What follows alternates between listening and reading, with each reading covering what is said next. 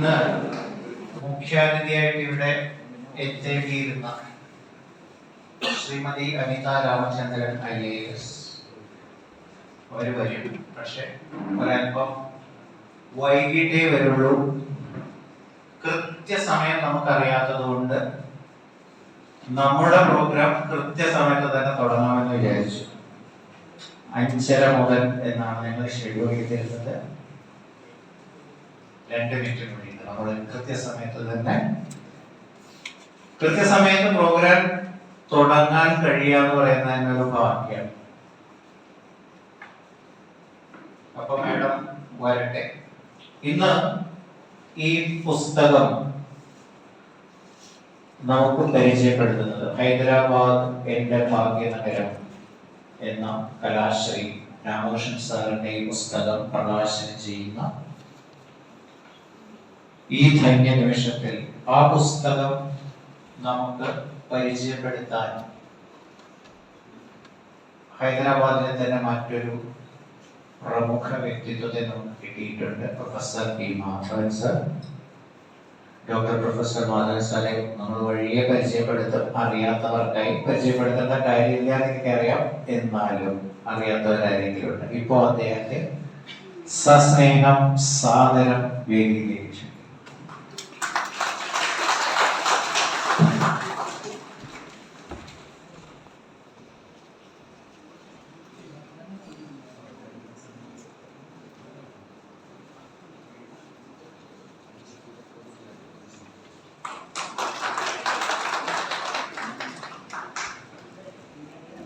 25 വർഷമായിട്ട് ഹൈദരാബാദിൽ ഉണ്ടായിട്ടും പൊതുവേദികളിൽ അധികം ശ്രദ്ധയിൽ വരാത്ത, എന്നാൽ മലയാള സാഹിത്യ രംഗത്ത് തനതായ വ്യക്തി മുദ്ര പതിപ്പിച്ചുകൊണ്ട് പല പുസ്തകങ്ങളും എഴുതുകയും ബെസ്റ്റ് സെല്ലറുകൾ സൃഷ്ടിക്കുകയും ചെയ്തിട്ടുള്ള ഒരു കഥാകാരൻ ശ്രീ സന്തോഷ് നാരായൺ.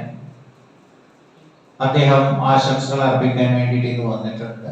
അദ്ദേഹത്തെയും വഴിയെ വിശദമായി പരിചയപ്പെടുത്താം. ഇപ്പൊ സസ്നേഹം സാദരം വേദിയിലേക്ക്.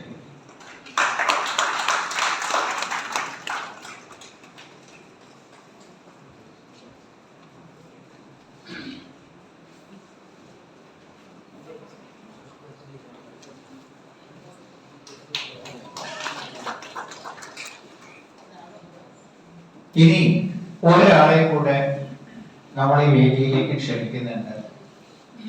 2 അക്ഷരം മതി, അഡ്രസ് വേറെ ഒന്നും വേണ്ട. കവി എവിടെ? കവി ജി അനിൽകുമാർ.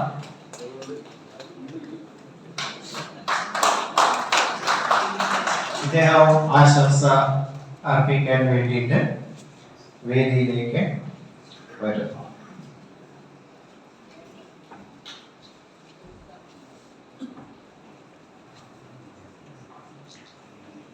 മുഖ്യാതിഥിക്കുള്ള ചെയർ തൽക്കാലം ഒഴിഞ്ഞു കിടക്കുകയാണ്. ഇന്നത്തെ പ്രോഗ്രാം അതിന്റെ എല്ലാ എക്സ്പെൻസും വഹിച്ച ടീം ഭാരവാഹികൾ ഇവിടെ ഉണ്ട്. വഴി അവരെ നമ്മൾ വേദിയിലേക്ക് വിളിക്കും. ഇതിലെ ആദ്യത്തെ പ്രേരണ നൽകിയ ഒരു ടീം ഇവിടെ ഉണ്ട്. അവരെ നമ്മൾ വേദിയിൽ കാണാം. ഇപ്പൊ നമുക്ക് വിളക്ക് കൊളുത്തിയിട്ട് ഈ പ്രോഗ്രാം ആരംഭിക്കാം. തമസോമ ജ്യോതിർഗമയ, ഇരുട്ടിൽ നിന്ന് വെളിച്ചത്തിലേക്ക് അതിഥികളോട് എല്ലാവരോടും നിലവിളക്ക് കൊളുത്തി പ്രോഗ്രാം ആരംഭിക്കാൻ ക്ഷണിക്കും.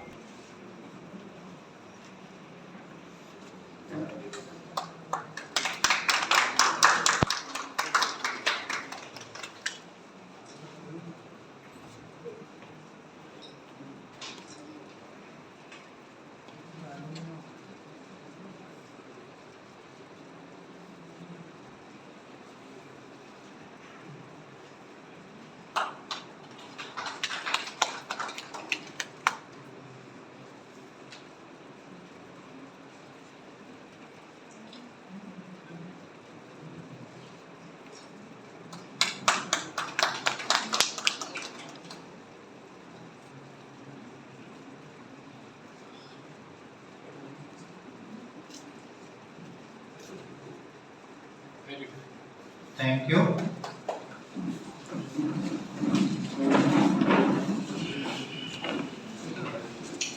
ഇരുട്ടിൽ നിന്ന് ദീപം നമ്മെ വെളിച്ചത്തിലേക്ക് ഉണർത്തുന്നത് പോലെ ഹൈദരാബാദിലെ അറിയപ്പെടാത്ത സാഹിത്യ സംഘടന കലാരംഗത്തെ ആ അറിവില്ലായ്മയിൽ നിന്ന് നമ്മളെ ബോധവൽക്കരിക്കുന്ന ഒരു പുസ്തകത്തിന്റെ പ്രകാശന ചടങ്ങിലേക്കാണ് നമ്മൾ ഇന്ന് സാക്ഷ്യം വഹിക്കാൻ പോകുന്നത്. ഒരു പ്രാർത്ഥനയോടുകൂടെ തുടങ്ങാം. ശ്രീമതി ബീന സുധീർ.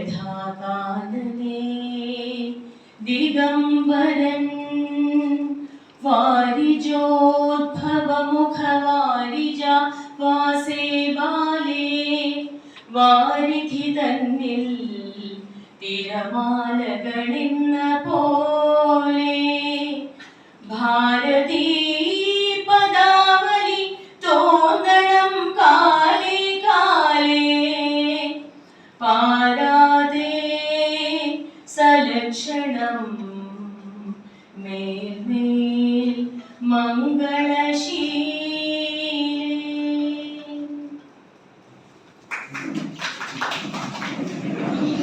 ഇത്രയും നല്ല ഒരു പ്രാർത്ഥനയോടെ ഈ പ്രോഗ്രാം തുടങ്ങാൻ കഴിയുക എന്നുള്ളത് തന്നെ ഭാഗ്യമാണ്. മാഡം, ഒരു മിനിറ്റ്. കലാശ്രീ രാമകൃഷ്ണൻ സർ മാഡത്തിന് പൊന്നാട നൽകി ആദരിക്കുന്നു. ഒരു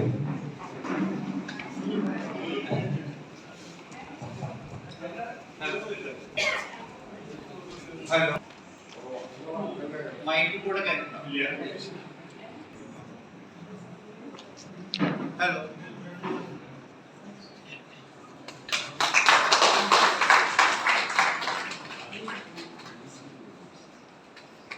താങ്ക് യു. അടുത്തത് ഇന്നത്തെ ഒരു പ്രോഗ്രാം ഓവർവ്യൂ തരാനുള്ളതാണ്. നമുക്കറിയാം നമ്മള് എന്തിനാണ് ഇവിടെ ഒത്തുകൂടിയിരിക്കുന്നത്. എന്നിരുന്നാലും കേരളത്തിന്റെ പല ഭാഗങ്ങളിൽ നിന്ന് പല കാലങ്ങളിലായിട്ട് ഭാഗ്യം തേടിയും ചിലരൊക്കെ ഭാഗ്യം നേടിയും ഇവിടെ എത്തിപ്പെട്ടവരാണ് നമ്മുടെ എല്ലാവരും. ഒട്ടുമിക്ക പേരും ഇവിടെ ജനിച്ച് ഇവിടെ വളർന്നവര് കാണും. പക്ഷെ നമ്മളിൽ പലരും ഭാഗ്യം നേടിയും തേടിയും ഇവിടെ എത്തിപ്പെട്ടവരാണ്. നമുക്ക് ഏവർക്കും ഹൈദരാബാദ് നമ്മുടെ ഭാഗ്യ നഗരമാണ്, ഒട്ടുമിക്ക. എന്നാൽ നമ്മളിൽ ഏറെ പേർക്കും അത്ര പരിചിതമല്ലാത്ത ഒരു ചരിത്രം ഹൈദരാബാദ് മലയാളി സമൂഹത്തിന്റെ സാമൂഹിക സാഹിത്യ കലാമേഖലയ്ക്കുണ്ട്. കാലങ്ങളായിട്ട് ഇത് ഇന്നോ ഇന്നലെയോ ഉള്ളതല്ല. മലയാളി ഹൈദരാബാദിൽ വന്നത് മുതൽ സമൂഹ കാര്യങ്ങളിൽ ഇടപെടുകയും സാഹിത്യ പ്രവർത്തനങ്ങളിൽ ഏർപ്പെടുകയും കലാ പരിപാടികൾ അവതരിപ്പിക്കുകയൊക്കെ ചെയ്തിട്ടുണ്ടെങ്കിലും കൃത്യമായി രേഖപ്പെടുത്താതെ സ്മൃതിയിലേക്ക് മാഞ്ഞു പോകുമായിരുന്ന ആ ചരിത്രത്തെ ഇന്നത്തെയും ഇനി വരാനിരിക്കുന്ന തലമുറയ്ക്കും വേണ്ടിയിട്ട് പരിചയപ്പെടുത്തുകയാണ് ഹൈദരാബാദിന്റെ ഭാഗ്യനഗരം എന്ന പുസ്തകത്തിലൂടെ ശ്രീ കലാശ്രീ രാമകൃഷ്ണൻ ശ്രമിക്കുന്നത്.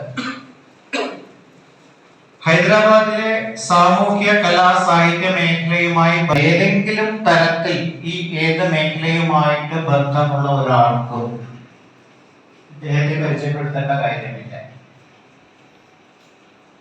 ഒരുപക്ഷെ നിങ്ങൾ കുറച്ചു പേർക്ക് നിങ്ങൾ അറിയുന്ന ശ്രീ രാമകൃഷ്ണനിൽ നിന്ന്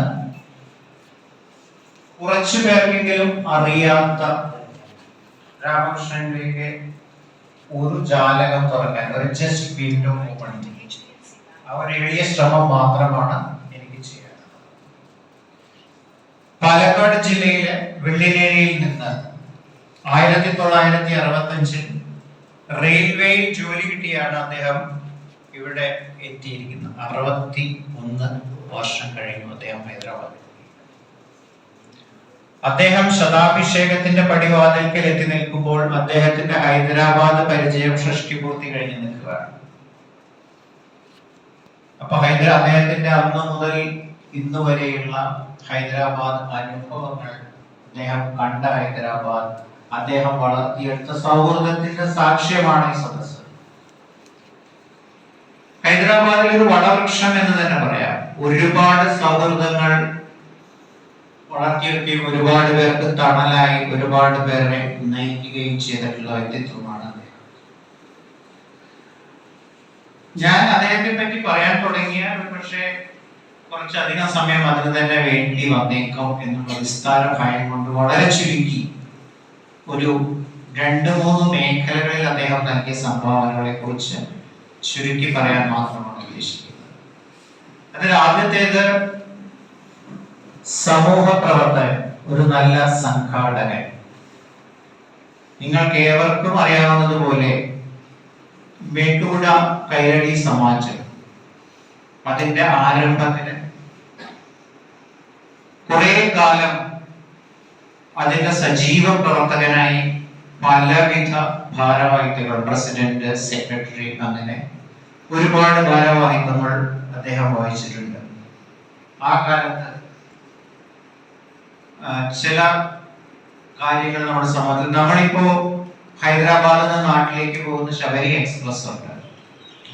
ടിക്കറ്റ് കിട്ടുക, കയറി പോവുക എന്നതിലുപരി ഇതിന് പിന്നിൽ പ്രവർത്തിച്ചവരാരൊക്കെയാണ്, എങ്ങനെ നമുക്കത് സാധ്യമായി? ഇദ്ദേഹം സെക്രട്ടറി ആയിരുന്ന കാലത്ത് ഒരുപാട് നിവേദനങ്ങൾ, ഒരുപാട് ഫോളോ അപ്പുകൾ നടത്തി അനുവദിച്ചു കിട്ടിയ ഒരു വണ്ടി, ആ വണ്ടി വീണ്ടും 13 വർഷങ്ങൾക്ക് ശേഷമാണ് ശബരി എക്സ്പ്രസ് ആയിട്ട് രൂപപ്പെട്ടത്. ആ ഒരു ഉത്തരവ് അദ്ദേഹത്തിന്റെ പേരിൽ ശ്രീ രാമകൃഷ്ണൻ കൈരളി സമാജം എന്ന പേരിൽ ഒരു കത്ത് അതോറിറ്റിയിൽ നിന്ന് വന്നപ്പോ അദ്ദേഹം റെയിൽവേയിൽ യാത്ര ചെയ്യുന്ന സമയത്ത് കയറുന്നതിന് മുൻപോ മറ്റോ ആണ് കിട്ടിയെന്ന് തോന്നുന്നു. അപ്പൊ അന്ന് യാത്ര ചെയ്തിരുന്ന സഹയാത്രികരുമായി ആ സന്തോഷം പങ്കുവെക്കുമ്പോ അവരിലൊക്കെ ഉണ്ടായിരുന്ന ആ ഒരു സന്തോഷം കണ്ടിച്ച ഇന്നും സത്യത്തിൽ നമുക്ക് ആശ്രയിക്കാവുന്ന ഒരു വണ്ടി അത് മാത്രമാണ്. പിന്നെ പല പ്രമുഖ സംഘടനകളുടെയും കാര്യദർശിയായി, മാർഗദർശിയായി ഇപ്പോഴും അന്ന് മുതൽ അദ്ദേഹം പ്രവർത്തിച്ചുകൊണ്ട് ഇരിക്കുന്നത്. ഇനി കലാരംഗത്തെ പറ്റി പറയുകയാണെങ്കിൽ നാടകം അദ്ദേഹത്തിന്റെ ഹൃദയത്തിലാണ് എന്ന് പറഞ്ഞുകൂടാ, ശരീരം മുഴുവനുമാണ്. ഇത്രയധികം നാടകത്തിന് വേണ്ടി ജീവിതം മാറ്റിവെച്ച മറ്റൊരു കലാകാരൻ ഹൈദരാബാദിൽ ഉണ്ടോ എന്ന് എനിക്കറിയില്ല.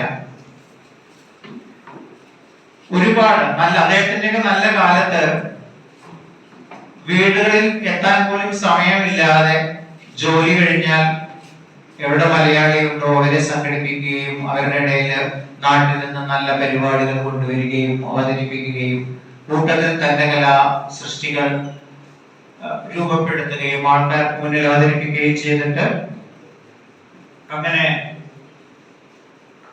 അദ്ദേഹത്തിന്റെ നാടക അഭിനയത്തിന്റെ അംഗീകാരം എന്ന നിലയിലാണ് അദ്ദേഹത്തിന് കലാശ്രീ പട്ടം നടൻ മധുരയിൽ നിന്നാണ് ഞാൻ മനസ്സിലാക്കുന്നത് അദ്ദേഹം സ്വീകരിച്ചിട്ടുണ്ട്. അങ്ങനെയാണ് ശ്രീ രാമകൃഷ്ണൻ, കലാശ്രീ രാമകൃഷ്ണനായി മാറുന്നത്. ഒരുപാട് പുരസ്കാരങ്ങൾ നാടക അഭിനയത്തിന് കിട്ടിയിട്ടുണ്ട്. സൗത്ത് സെൻട്രൽ റെയിൽവേയെ പ്രതിനിധീകരിച്ച് ഇന്റർ റെയിൽവേ നാടക മത്സരത്തിൽ രാജ്യത്തെ പ്രധാന നഗരങ്ങളിൽ പങ്കെടുത്തിട്ടുണ്ട്. ഇന്ത്യൻ റെയിൽവേസിനെ പ്രതിനിധീകരിച്ച് ജാംഷഡ്പൂരിൽ നടന്ന ഇന്റർ പബ്ലിക് സെക്ടർ ഡ്രാമ കോമ്പറ്റീഷനിൽ പ്രധാന കഥാപാത്രത്തെ അഭിനയിച്ച് പുരസ്കാരം നേടിയിട്ടുണ്ട്. ഈ അടുത്ത കാലത്ത് ഹിരോദാവിന്റെ അന്ത്യം നമ്മളത് പൈതൃകോത്സവത്തിൽ കണ്ടു, മറ്റു പല സംഘടനാ വേദികളിൽ കണ്ടു. ബാംഗ്ലൂരിലാണ് ഇന്ന് നാടകം എന്ന് പറഞ്ഞാൽ അടുത്ത ദിവസം ചങ്ങമ്പുഴ നഗറിൽ എടപ്പള്ളിയിലാണെന്ന് കേൾക്കാം. അങ്ങനെ ഇന്ത്യ മുഴുവൻ ഹെരോദാവിന്റെ അന്ത്യം എന്ന നാടകം ഓരോ രംഗത്തും ആളുകളുടെ കയ്യടി നേടിയിട്ട് ഒരുപാട് അവതരിപ്പിച്ചിട്ടുണ്ട്. കഴിഞ്ഞ വർഷം Hyderabad university national seminar for endowment സംഘടിപ്പിച്ചപ്പോൾ അവിടെയും ഹൈദരാബാദിന്റെ അന്ത്യം എന്ന ഏകപാത്ര അഭിനയം അവതരിപ്പിക്കാൻ അദ്ദേഹത്തെ തെരഞ്ഞെടുക്കുകയുണ്ടായി. അങ്ങനെ നാടകവേദിക്ക് നൽകിയ മികച്ച സംഭാവനകൾക്ക് വേണ്ടിയിട്ട് കലാശ്രീ അവാർഡ് അദ്ദേഹത്തിന് നൽകി. സൗത്ത് സെൻട്രൽ റെയിൽവേ പ്രതിനിധീകരിച്ച് ആന്ധ്രാപ്രദേശ് ഹിന്ദി പ്രചാര സഭ സംഘടിപ്പിച്ച ഹിന്ദി നാടക മത്സരത്തിൽ 2 തവണ അഭിനയത്തിന് പുരസ്കാരം കിട്ടിയിട്ടുണ്ട്. അങ്ങനെ നാടകത്തെ പറ്റി പറഞ്ഞാൽ ഇവിടെ നാടകശാലയിൽ സജീവമായി പ്രവർത്തിക്കുകയും ഒരുപാട് ഇന്നത്തെ തലമുറയിൽ നമുക്ക് കുറെ അനുഗ്രഹീത നടീനടന്മാരുണ്ട് ഹൈദരാബാദിൽ. അദ്ദേഹത്തിന്റെ അവരുടെയൊക്കെ കാരണവരായി അവർക്കൊക്കെ മാർഗനിർദ്ദേശം നൽകി ഇപ്പോഴും സമൂഹ രംഗത്ത് നിറഞ്ഞു നിൽക്കുന്നു. സാഹിത്യം മുംബൈ ജാലകം എന്ന പേര് കേട്ട മലയാള പ്രസിദ്ധീകരണമുണ്ട്. അതില് ഹൈദരാബാദ് നാടകവേദിയുടെ ചരിത്രം, ഹൈദരാബാദിന്റെ സാഹിത്യവേദിയുടെ ചരിത്രം, ഇതെല്ലാം അദ്ദേഹം എഴുതിയിട്ടുണ്ട്. ഒരു കാലത്ത് വരണ്ട് കിടന്നിരുന്ന ഹൈദരാബാദ് സാഹിത്യ രംഗത്ത് കുറെ ആളുകളെ സംഘടിപ്പിച്ച് ഹൈദരാബാദ് കഥകൾ പ്രസിദ്ധീകരിക്കുന്നതിന് മുൻപേ എടുക്കുകയും അതിൽ അദ്ദേഹത്തിന്റെ തന്നെ ഒരു കഥ ഉൾപ്പെടുത്തപ്പെടുകയും ചെയ്തിട്ടുണ്ട്. പിന്നീട് അതൊരു പ്രചോദനമായിട്ട് വേറെയും പല ബുക്ക് റിലീസുകളും നടന്നിട്ടുണ്ട് ഹൈദരാബാദിൽ. അങ്ങനെ ഹൈദരാബാദിലെ സാഹിത്യ പ്രവർത്തനം അനുസ്യൂതമായി മുന്നോട്ട് പോകുമ്പോൾ സാധിക്കുന്നത്ര അദ്ദേഹം അവിടെ ഉണ്ടാവാറുണ്ട്. 2018 ഹൈദരാബാദിലെ സാഹിത്യ പ്രേമികളുടെ കൂട്ടായ്മയായ ആ രൂപപ്പെട്ടപ്പോ അവിടെയും ആ എന്ന അക്ഷരം ഒരു ബോർഡിൽ എഴുതി ആദ്യമായി അത് ഇനാഗുറേറ്റ് ചെയ്തത് ഇദ്ദേഹമാണ്. വിസ്താര ഭയത്തെ നിർത്തുന്നു.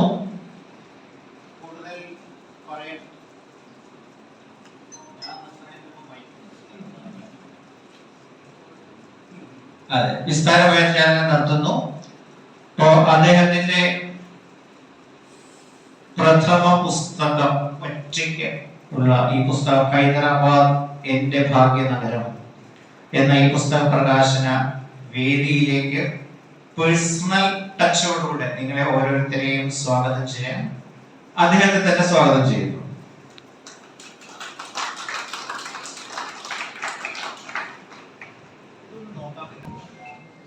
വേദിയിൽ ഇരിക്കുന്ന എല്ലാ മാന്യ വ്യക്തികൾക്കും എൻ്റെ നമസ്കാരം. ഇന്നിവിടെ നടക്കാൻ പോകുന്ന ഈ പുസ്തക പ്രകാശന ചടങ്ങിൽ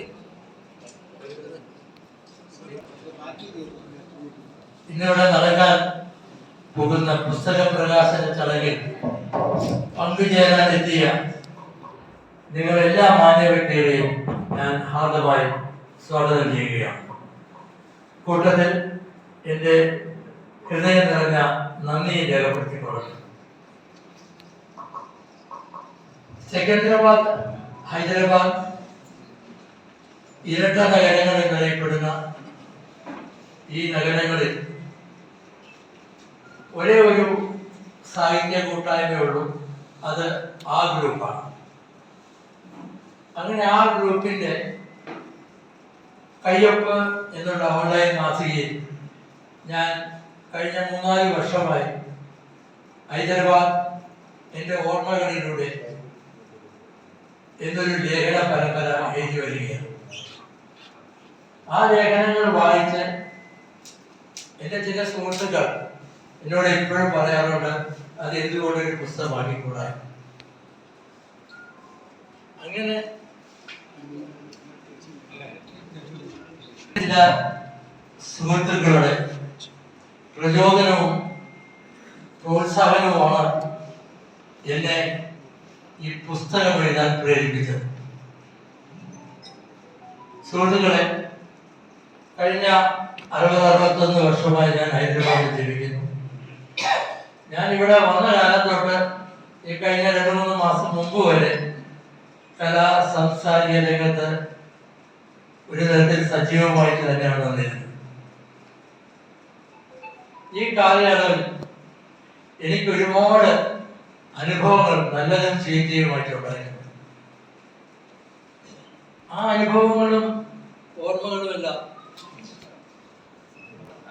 എവിടെയെങ്കിലും രേഖപ്പെടുത്തണം, അല്ലെങ്കിൽ പതിപ്പിക്കണം എന്നുള്ള ഒരു ആശയം കൂടിയുണ്ട് ഈ പുസ്തകത്തിന്റെ പുറകെ.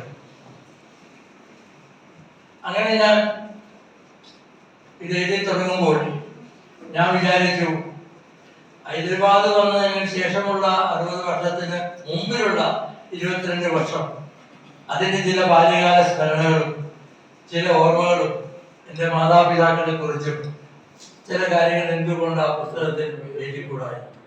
അങ്ങനെ അതും കൂടെ ചേർത്തിയതാണ് ഈ പുസ്തകം ഹൈദരാബാദ് എൻ്റെ ഭാഗ്യനഗരം. ഹൈദരാബാദിന്റെ ഒരു പുരാതനമായ പേരാണ് ഭാഗ്യനഗർ എന്നുള്ളത്. അപ്പൊ ആ ഒരു ആശയമുണ്ട്. പിന്നെ ഈ ഹൈദരാബാദ് നഗരം എനിക്ക് ഒരുപാട് ഭാഗ്യം നേടിത്തന്ന ഒരു നഗരമാണ്. അപ്പൊ അതുകൊണ്ടാണ്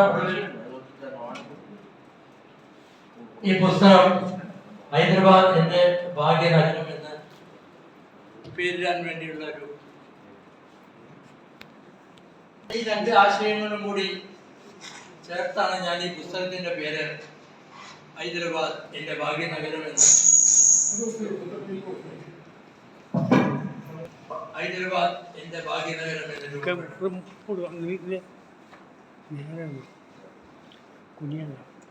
ഈ കഴിഞ്ഞ വർഷങ്ങളിൽ എനിക്ക് ഒരുപാട് അനുഭവങ്ങൾ ഉണ്ടായെന്ന് ഞാൻ പറഞ്ഞല്ലോ. ആ അനുഭവങ്ങളെല്ലാം ഈ പുസ്തകത്തിലൂടെ ഞാൻ കഴിയുന്നതും രേഖപ്പെടുത്താൻ ശ്രമിച്ചിട്ടുണ്ട്. അതുപോലെ തന്നെ എൻ്റെ കുട്ടിക്കാലത്തെ ബാല്യകാല സ്മരണകളും ഇതിൽ എഴുതാൻ ശ്രമിച്ചിട്ടുണ്ട്. അപ്പൊ ഈ പുസ്തകങ്ങൾ നിങ്ങൾ എല്ലാവരും വായിച്ച് അതിൻ്റെ അഭിപ്രായം തുറന്ന് എന്നെ അറിയിക്കാൻ വേണ്ടി ഞാൻ അഭ്യർത്ഥിക്കുകയാണ്. ചില പാകപ്പുഴകളൊക്കെ ഈ പുസ്തകത്തിൽ വന്നിട്ടുണ്ട്, ചെറിയ രീതിയിൽ.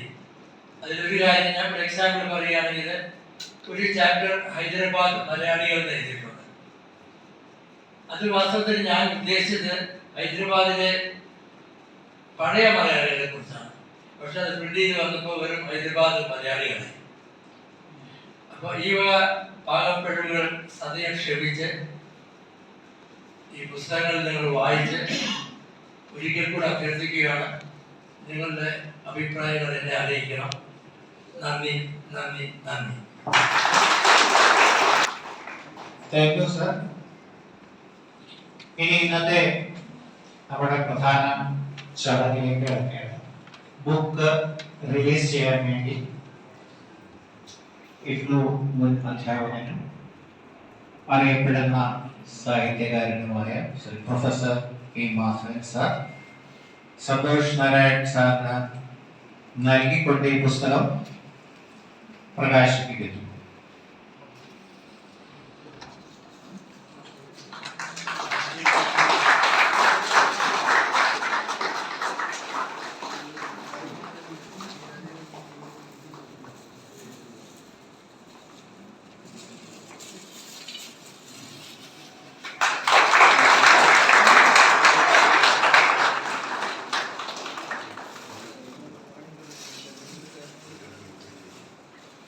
Okay.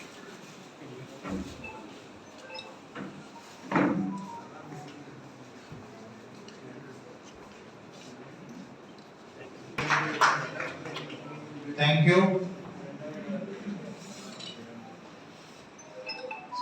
ഈ പുസ്തകം പ്രിന്റഡ് പ്രൈസ് 300 രൂപയാണ്. ഇപ്പൊ ഇന്ന് ഇവിടെ വന്നിരിക്കുന്ന എല്ലാവർക്കും ഒരു ടോക്കൺ ഓഫ് ഒരു 100 രൂപ റിഡക്ഷനിലെ 200 രൂപയ്ക്ക് അത് അവൈലബിൾ ആണ്. അവിടെ വിജിത് കനപ്പള്ളി സാർ അദ്ദേഹം അവിടെ ഉണ്ട്.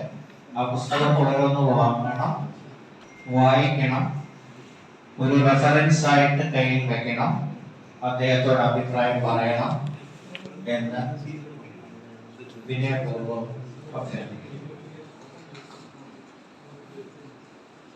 ഇനി അടുത്തത് ഈ പുസ്തകത്തെ പരിചയപ്പെടുത്താൻ പ്രൊഫസർ പി മാധവൻ സാറെയാണ് ക്ഷണിക്കുന്നത്. English and foreign languages university ഹൈദരാബാദിൽ നിന്ന് റിട്ടയർ ചെയ്ത് നഗാരിൽ ശ്രീമതി ഗീത അദ്ദേഹത്തിന്റെ മിസ്സസ് ആണ്. അവർ സ്വസുഖം അവിടെ താമസിക്കുന്നു. ഒരുപാട് പുസ്തകങ്ങളുടെ ഓതറാണ്. 3 മലയാളം, 2 ഇംഗ്ലീഷ് ബുക്കുകൾ. Also published lot of research papers and articles in various places. ഈയിടെ കേരള സാഹിത്യ അക്കാദമി പുറത്തിറക്കിയ വ്യാകരണ വഴി അപരങ്ങൾ എന്ന പുസ്തകവും ഈ അടുത്താണ് അദ്ദേഹം പ്രസിദ്ധീകരിച്ചിട്ടുള്ളത്. ഒരുപാട് വായിക്കുകയും വായന ഒരുപാട് ഇഷ്ടപ്പെടുകയും എഴുതുകയും ചെയ്യുന്ന അദ്ദേഹത്തെ തന്നെ ഈ പുസ്തകം പരിചയപ്പെടുത്താൻ ലഭിച്ചതിന് രാമകൃഷ്ണൻ സാർ ഭാഗ്യവാനാണ്. അദ്ദേഹത്തെ കേൾക്കാൻ അവസരം ലഭിച്ച നമ്മളും ഭാഗ്യവാന്മാണ്. ഹലോ, പിന്നിൽ കേൾക്കാമല്ലോ അല്ലേ?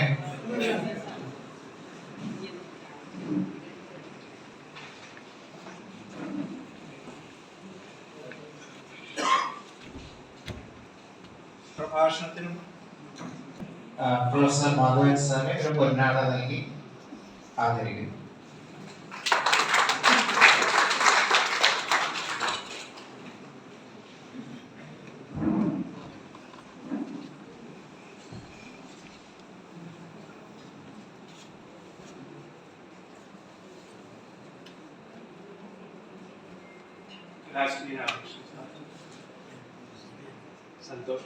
संतोष नारायण, अनिल कुमार, വിജയകൃഷ്ണൻ. കേൾക്കുന്നില്ലേ? പിന്നില്ല കേൾക്കുന്നില്ല? ശരിയാണോ? ഫീഡ്ബാക്ക് സദസ്സിലിരിക്കുന്ന മാന്യ സുഹൃത്തുക്കൾ, ഈ പുസ്തകം പ്രകാശനം ചെയ്യുന്ന ഈ അവസരത്തിൽ പുസ്തകത്തെ പരിചയപ്പെടുത്തിക്കൊണ്ട് സംസാരിക്കുന്നതിന് എന്നെ സ്നേഹപൂർവ്വം നിർബന്ധിച്ച രാമകൃഷ്ണന്റെ അഭ്യർത്ഥന തള്ളി കളയാൻ പറ്റാത്തതുകൊണ്ട് മാത്രമാണ് ഞാൻ ഉന്നയിച്ചത്. പിന്നെ വേറൊരു കാരണം കൂടിയുണ്ട്. ഈ പുസ്തകത്തിന്റെ ആദ്യ വായനക്കാരൻ എന്ന ബഹുമതി എനിക്കാണ്. പുസ്തക രൂപത്തിലാവുന്നതിന് മുമ്പ് PDF ആയിട്ട് എനിക്ക് അയച്ചു തന്നു വായിക്കാൻ, അഭിപ്രായത്തിന് വേണ്ടി. അപ്പോ അതിനെ തുടർന്ന് ആ പുസ്തകത്തിൽ ഒരു അവതാരിക എഴുതുകയും ചെയ്തു. ഇപ്പോൾ നിങ്ങളുടെ കയ്യിൽ കിട്ടാൻ പോകുന്ന പുസ്തകത്തില് എന്റെ ഒരു അവതാരിക കൂടി ഉണ്ട്.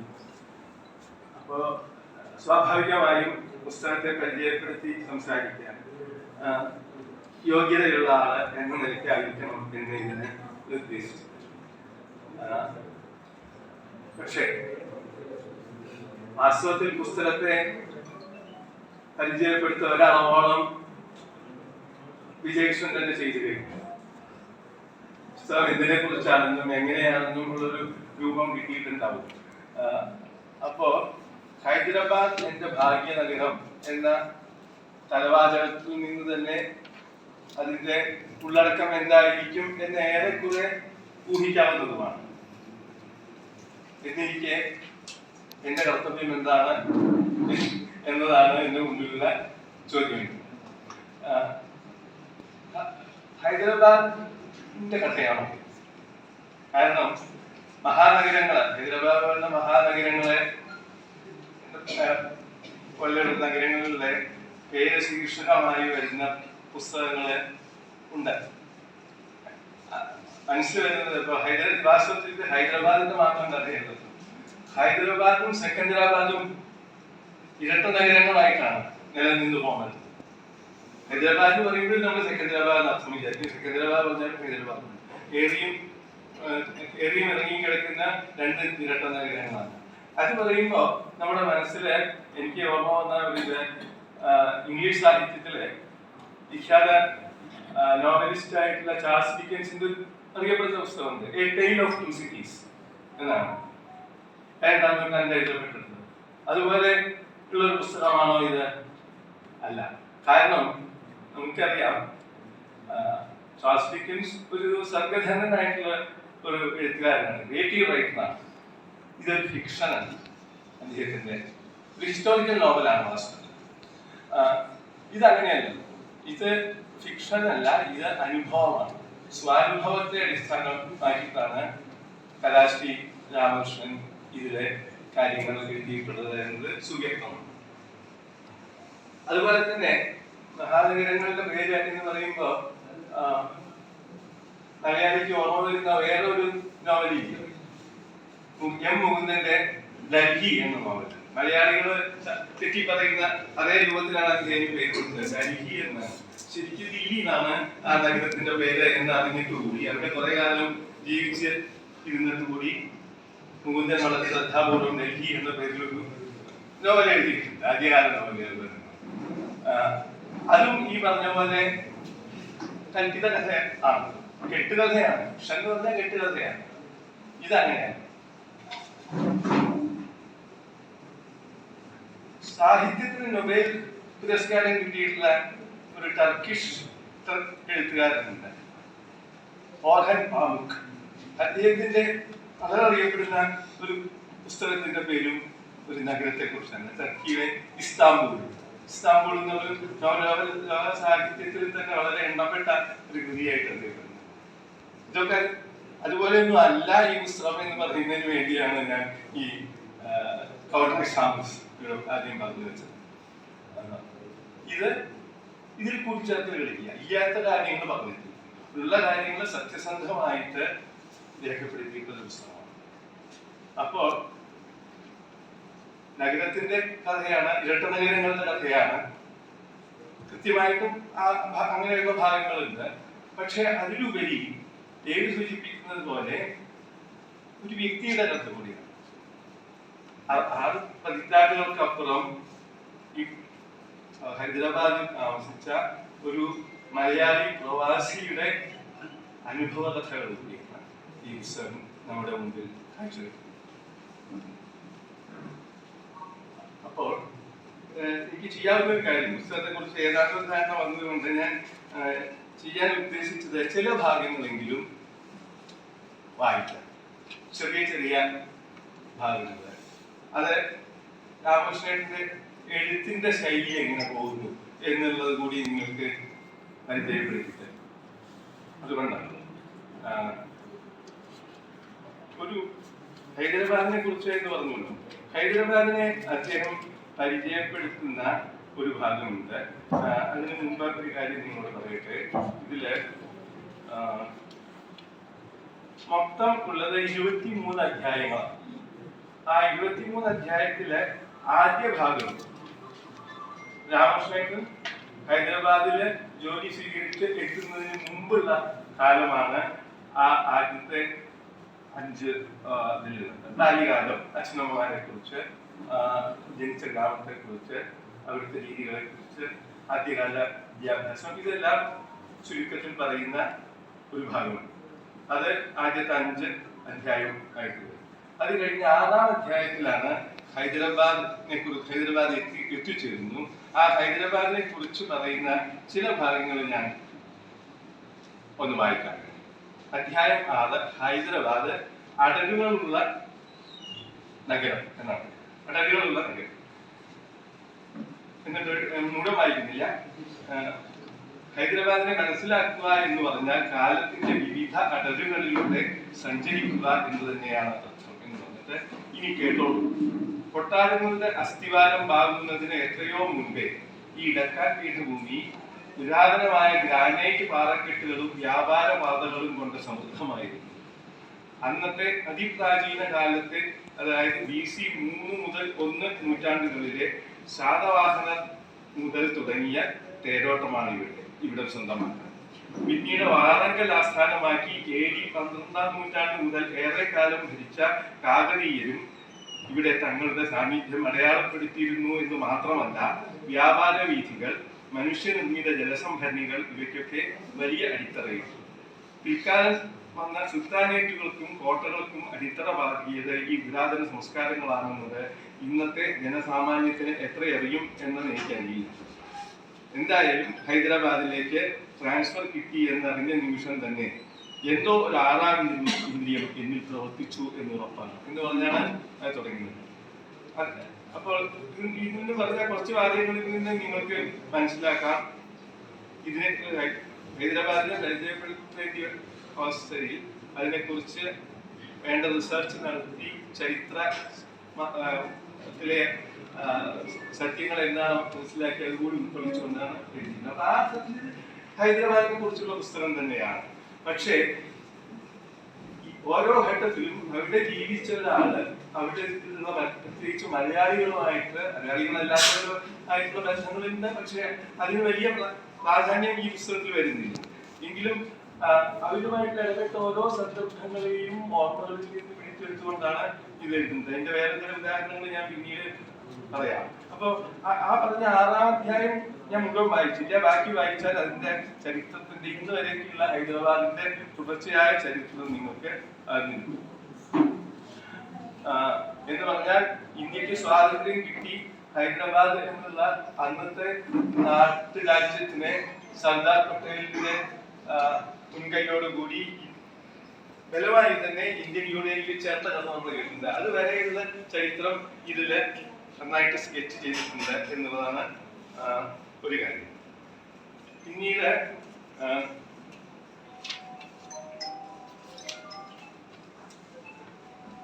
വേറൊരു വലിയ അധ്യായത്തിൽ തന്നെ വരുന്നത് ആദ്യമായിട്ട് കലാരംഗത്ത് ഉള്ള ഒരു കാൽവെപ്പായി ഒരു കേരള കലാകേന്ദ്രം എന്ന് പറഞ്ഞൊരെണ്ണം സ്ഥാപിക്കുന്നുണ്ട്.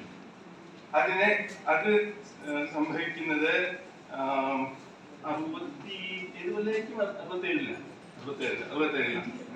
67 അന്ന് കാന്താ ഗവർണർ ആയിരുന്ന മലയാളി ആണ് അതിന് കേരള മുഖ്യമന്ത്രിയൊക്കെ ആയിരുന്ന പട്ടംതാമത്തില്ല. അദ്ദേഹം അന്ന് ഗവർണറായിട്ട് ഹൈദരാബാദിൽ വന്ന സമയത്താണ് സംഭവിക്കുന്നത്. അതിനെ കുറിച്ചുള്ള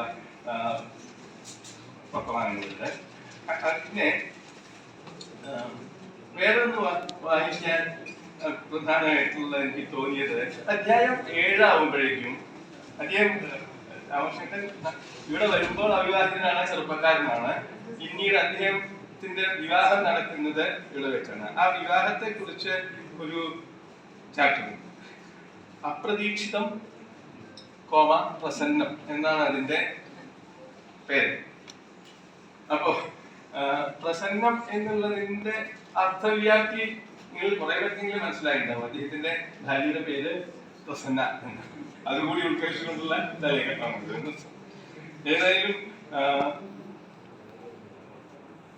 ഇത് നോക്കട്ടെ, ഞാൻ പേജ് നമ്പർ കുറിച്ചു വെച്ചതാണ് വായിക്കുന്നതിന് വേണ്ടിയിട്ട് ചില ഭാഗങ്ങള്. അച്ഛൻ ആ സമയത്ത് അദ്ദേഹത്തിന്റെ അച്ഛന് ഒരു ആക്സിഡന്റ് പറ്റിയിട്ട് മംഗലാപുരത്ത് ആക്സിഡന്റ് പറ്റി കിടക്കുന്ന അച്ഛനെ കാണാൻ പോയിട്ടുള്ള സമയത്താണ് പെട്ടെന്ന് അച്ഛൻ ഇദ്ദേഹത്തിന്റെ വിവാഹത്തിന്റെ കാര്യം പറയുന്നത്. അങ്ങനെ ഈ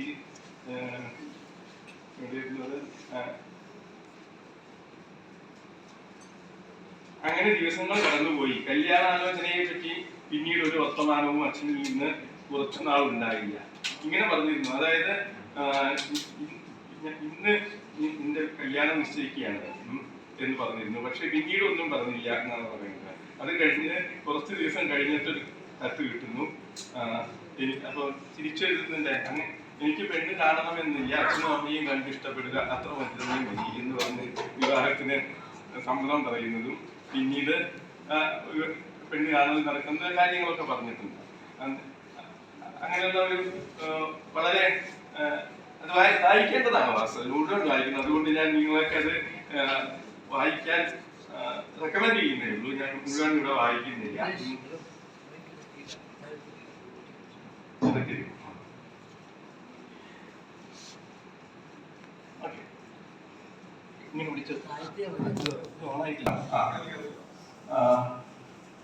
അവിടെ വളരെ രസകരമായിട്ടുള്ള ചില സംഭവങ്ങളൊക്കെ നടക്കുന്നുണ്ട്.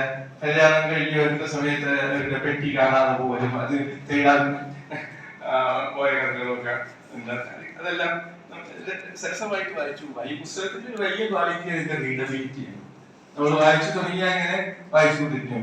പ്രത്യേകിച്ച് അങ്ങനെ വലിയ സംഭവങ്ങൾ ഉണ്ടായിട്ടല്ല, പക്ഷെ ഒരു സാധാരണക്കാരന്റെ ജീവിതത്തിലുള്ള കാര്യങ്ങള് അത് അനവധി കൊല്ലങ്ങൾക്ക് ശേഷം ഓർമ്മയിൽ നിന്ന് എടുത്ത് എഴുതുമ്പോൾ കിട്ടുന്ന ആ ഒരു അതിന്റെ എന്താ ഒരു ആർജവം ആണ് വാസ്തവത്തിൽ അതിനെ വായിക്കാൻ നമ്മളെ പ്രേരിപ്പിച്ചുകൊണ്ടിരിക്കുന്നത്.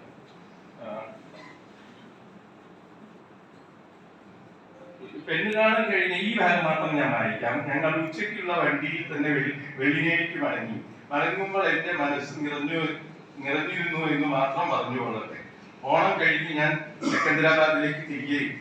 അതിന്റെ ഇടയിൽ അനുജത്തിയുടെ പെണ്ണ് കാണൽ ചടങ്ങും കഴിഞ്ഞ് അച്ഛൻ ഗ്രീൻ സിഗ്നൽ കിട്ടിയിരുന്നു. ഏതാണ്ട് ഒക്ടോബർ മാസം ഒടുവിൽ അച്ഛന്റെ എഴുത്ത് വന്നു. കല്യാണം വരുന്ന ജാനുവരി 24-ന് ഗുരുവായൂർ അമ്പലനടയിൽ വെച്ച് കഴിക്കാൻ നിശ്ചയിച്ചു എന്ന് കാണിച്ചുകൊണ്ട്. പിന്നീട് ഇത് രസമുള്ളതാണ്. പിന്നീട് എനിക്ക് ഇരിപ്പറയ്ക്കാത്ത സ്ഥിതിയായി. ഒരു വീട് സെറ്റാക്കണം. വീട്ടിലേക്ക് ആവശ്യമുള്ള ഉപ്പ് തൊട്ട് കർപ്പൂരം വരെയുള്ള സാധനങ്ങൾ സംഘടിപ്പിക്കണം. ഭാഗ്യത്തിന് ഞാൻ താമസിച്ചിരുന്ന റെയിൽവേ കോളനിയിൽ തന്നെ എനിക്ക് വീട് കിട്ടി. ഒരുവിധം അത്യാവശ്യത്തിനുള്ള സാധനങ്ങളൊക്കെ വാങ്ങി ഒപ്പിച്ചു. ഇങ്ങനെ പോകുന്നുണ്ട് ആ ഇതിന്റെ വിവരണം. പിന്നെ ചില ഭാഗങ്ങൾ ഞാൻ സ്കിപ്പ് ചെയ്യാം. എന്നിട്ട് പ്രധാനമായിട്ടുള്ള ചാപ്റ്റേഴ്സ് എന്ന് പറയുന്നത് ഇതില് 15 മുതൽ 19 വരെയുള്ള അത് മുഴുവൻ കൈരളി സമാജത്തിന്റെ സെറ്റ്. അതാണ് ഇതിലെ മുഖ്യമായിട്ട് ഇവിടെ വിജയകുമാരൻ പറഞ്ഞ പോലെ ഇതിന്റെ രേഖപ്പെടുത്തി വെക്കേണ്ട ചരിത്രമാവുന്നത് പ്രധാനമായിട്ടും ആ ഭാഗത്താണ്. കൈരളി സമാജത്തിനെ കുറിച്ച് നിങ്ങൾക്ക് എല്ലാവർക്കും ഒരുവിധം വീടുണ്ടാവും. പക്ഷെ അതിന്റെ ഉത്ഭവം എന്തായിരുന്നു, എങ്ങനെയാണ് അത് ഈ രൂപമെടുത്തത്, അത് ഏതെല്ലാം പ്രതിസന്ധികളിൽ കൂടെ കടന്നു പോകുന്നു, ഏതെല്ലാം തരത്തിലുള്ള കലാപരിപാടികളായി ഈ കാലങ്ങളിൽ ഇവിടെ സംഘടിപ്പിച്ചു. ആദ്യകാലത്ത് ഫണ്ട് ഉണ്ടാക്കുന്നതിന് വേണ്ടിയിട്ട് 0 ഫണ്ടിൽ തുടങ്ങുമ്പോൾ ഇത്രയും വലിയ ഒരു കലാ വേദി കെട്ടിപ്പടുക്കുന്നതിനുള്ള പല ഘട്ടങ്ങളിൽ കൂടെ പറഞ്ഞു പോകുന്നു. അതെല്ലാം വളരെ കൃത്യമായിട്ട് ഈ നാളും തീയതിയും അതിൽ പങ്കെടുത്ത ആൾക്കാരുടെയും പേരോട് കൂടിയിട്ട് അതെല്ലാം അദ്ദേഹം ഡയറിയിൽ കുറിച്ചു വെച്ചിട്ടുണ്ടായിരുന്നു.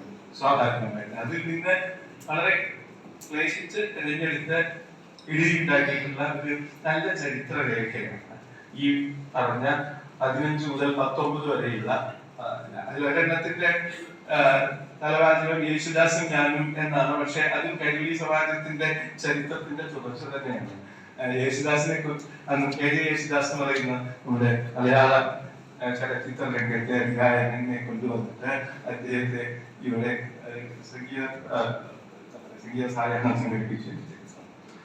മാത്രമല്ല ഇത് വായിക്കുമ്പോൾ നമുക്ക് മനസ്സിലാവും യേശുദാസുമായിട്ട് അതിൽ കവിഞ്ഞ വ്യക്തിപരമായിട്ട് അടുത്ത ബന്ധമുണ്ടായിരുന്നു. അദ്ദേഹത്തിന്റെ സീതാപുരമണ്ടിയിലുള്ള വീട്ടിലൊരു യേശുദാസ് സന്ദർശകനായിരുന്നു. വളരെ പണികൾ പറയില്ല. അതുപോലെ ചലച്ചിത്ര രംഗത്തെ തന്നെ വേറെ ഒരു പ്രധാനപ്പെട്ട വ്യക്തിത്വമായിരുന്നു ഗിരീഷ് പുത്തഞ്ചേരിയും. അദ്ദേഹം വാസ്തവത്തിലെ ആന്ധ്രയിൽ വന്നതാണ്. ആന്ധ്രാപ്രദേശാണ്, തെലങ്കാനയായിട്ടില്ല. ആന്ധ്രാപ്രദേശിൽ വന്നിട്ട് ഒരു തെലുങ്ക് സിനിമയ്ക്ക് പാട്ടെഴുതാനായിരുന്നു. അപ്പൊ അദ്ദേഹം മലയാളത്തിൽ എടുത്തൊരു സിനിമ തെലുങ്കിൽ റീമേക്ക് ചെയ്ത സമയത്ത് അതിലുള്ള പാട്ടുകള് വേണം. തെലുങ്കിലാണ്, മറ്റത് ഇദ്ദേഹം എഴുതിയിട്ടുള്ളതാണ്. അതിനുവേണ്ടി വന്ന് താമസിച്ചിരുന്ന സമയത്ത് ദിവസേന എന്ന പോലെ രാമകൃഷ്ണനാണ് കൂടെ ഇരിക്കുക. ആ തെലുങ്ക് സിനിമ എടുത്തിട്ട് അതില് പാട്ട് കേട്ടിട്ട് എന്താ അതിന്റെ അർത്ഥം എന്ന് പറഞ്ഞു. അത് പറഞ്ഞു കൊടുത്താൽ ഗിരീഷ് പുത്തഞ്ചേരി കവിതയിലാണ്, അദ്ദേഹത്തിന്റെ ഗാനത്തിലാണ്. അങ്ങനെ അദ്ദേഹത്തിന്റെ കൂടെ ചെലവഴിച്ച ആ അനുഭവം വളരെ വളരെ ഹൃദയസ്പർശിയായ വിധം ഇതില് വർണ്ണിക്കുന്നുണ്ട്. അപ്പോൾ ആ ഭാഗങ്ങള് മാത്രമല്ല, നമ്മള് സിനിമയെ കുറിച്ച് പറയുമ്പോ ടി ജയന്റെ ഗാനമേള ഇവിടെ നടത്തിയിട്ടുണ്ട്, രാമകൃഷ്ണൻ. അതുപോലെ മാധുരി, ഇതിന്റെ എല്ലാ വിഷയങ്ങളും ഇതിലുണ്ട്. ഞാനത് നിങ്ങളെ സൂചിപ്പിച്ചു വിടുന്നുള്ളൂ. നിങ്ങളെല്ലാവരും ഇന്ന് തന്നെ പുസ്തകത്തിന്റെ കോപ്പി കൈപ്പറ്റുകയും വീട്ടിൽ പോയി വായിക്കുകയും ചെയ്യുന്നതാകൊണ്ട് അത് കൂടുതൽ ഞാനൊന്നും പറയുന്നത് എന്റെ വ്യക്തിപരമായ വായനാനുഭവത്തില് എനിക്ക് പ്രധാനമായിട്ട് തോന്നിയ ചിലത് എടുത്തു പറയുന്നു എന്നതാണ്. ഇനി ഞാൻ ഒരു കാര്യം കൂടി പറഞ്ഞുകൊണ്ട് ഞാൻ അവസാനിപ്പിക്കാം. മറ്റു കാര്യങ്ങളൊക്കെ എടുത്ത് അദ്ദേഹം പറഞ്ഞു കഴിഞ്ഞതായിട്ടുകൊണ്ട് കലാശ്രീ എന്ന പട്ടം അദ്ദേഹത്തിന് കേരള സംഗീത നാടക അക്കാദമി കൊടുത്തതാണ്. ആ വിഷയങ്ങളിൽ വിജയകൃഷ്ണൻ സൂചിപ്പിച്ചു. ശരിയാണ്, കേരളത്തിലെ പഴയ ഇപ്പോഴും ജീവിച്ചിരിക്കുന്ന പ്രായമായ നടൻ മധു ആണ് പട്ടം അദ്ദേഹത്തിന് കൊടുക്കുന്നത്. അതിന് കാരണം അദ്ദേഹത്തിന് നാടക രംഗത്ത് കൊടുത്തിട്ടുള്ള അദ്ദേഹത്തിന്റെ വലിയ സംഭാവനകളെ അംഗീകരിച്ചുകൊണ്ട് തന്നെയാണ് അത് ചെയ്തിട്ടുള്ളത്. പക്ഷേ വേറെ ഒന്നുകൂടി ഇതിനോട് കൂട്ടി മനസ്സിലാക്കേണ്ടതുണ്ട്, വായിക്കേണ്ടതുണ്ട് എനിക്ക് തോന്നുന്നു. ഇത് യാദൃച്ഛികമായി അല്ല. കാരണം രാമകൃഷ്ണൻ വരുന്നത് വെള്ളിനേഴി എന്ന ഗ്രാമത്തിൽ നിന്ന്. വെള്ളിനേഴി ഗ്രാമത്തെ കുറിച്ച് അറിയുന്നവർക്ക് അറിയാം, കേരളത്തിലെ തന്നെ കലാഗ്രാമം എന്ന പേരിന് അർഹത നേടിയിട്ടുള്ളതാണ്. അതിനൊരു കലയുടെ രംഗത്ത് ഒരു വലിയ ചരിത്രമുണ്ട് വെള്ളിനേഴി. ലോകത്തിലെ എന്താ വിശ്വോത്തര കല എന്ന് പറയുന്ന കഥകളി, അതിന്റെ വളർച്ച, പ്രത്യേകിച്ച് 19-ാം നൂറ്റാണ്ടിലും 20-ാം നൂറ്റാണ്ടിലും ഉള്ള കഥകളിയുടെ വളർച്ചയും ഉയർച്ചയും സംഭവിച്ചതിൽ വലിയ ഒരു പങ്ക് വഹിച്ചത് വെള്ളിനേഴി എന്ന് പറയുന്ന ഗ്രാമം. അതിനെക്കുറിച്ചുള്ള വിവരങ്ങള് ഇതിന്റെ ആദ്യ ഭാഗത്ത് 43-ാമത്തെയോ അധ്യായത്തില് വിസ്തരിച്ച് പറയുന്നുണ്ട്. അവിടുത്തെ പേരെടുത്ത കഥകളിക്കാര വെള്ളിനേഴി നാളുനായർ എന്നുള്ളത് പലരും കേട്ടിട്ടുണ്ടാവും. വലിയ പേരോട് കൂടിയിട്ടാണ്, വലിയ ചുവന്നാടി വേഷക്കാരനായിരുന്നു. അതുകൂടാതെ അതിനു മുമ്പുള്ള പട്ടിക്കാത്തൊടി, കല്ലുവരി ചിത്രയുടെ പരമാചാര്യൻ എന്ന് വാഴ്ത്തപ്പെടുന്ന പട്ടിക്കാത്തൊടി രാവുണ്ണി മേനോനും അവിടെ ഉണ്ടായിരുന്നില്ല ആളാണ്. ആഴങ്ങളെ കുറിച്ചുണ്ടായത് എന്ന് പറഞ്ഞിട്ടുണ്ട്. കോട്ടക്കൽ ശ്രീരാമൻ എന്ന് പറയും, പക്ഷേ അധികം കോട്ടക്കലല്ല, കോട്ടക്കലിനേക്കാൾ അദ്ദേഹത്തിന്റെ ബന്ധം ഇവിടെ കല്ലുവഴിച്ചിട്ട വ്യാപിച്ചു കിടന്നിരുന്നത് അവിടെയാണ്. അപ്പൊ ഈ കഥകളിയുടെ ഒരു ഈറ്റില്ലമായി കഴിഞ്ഞിരുന്ന വെള്ളിനേഴിയിൽ നിന്ന് ജനിച്ച് അവിടെ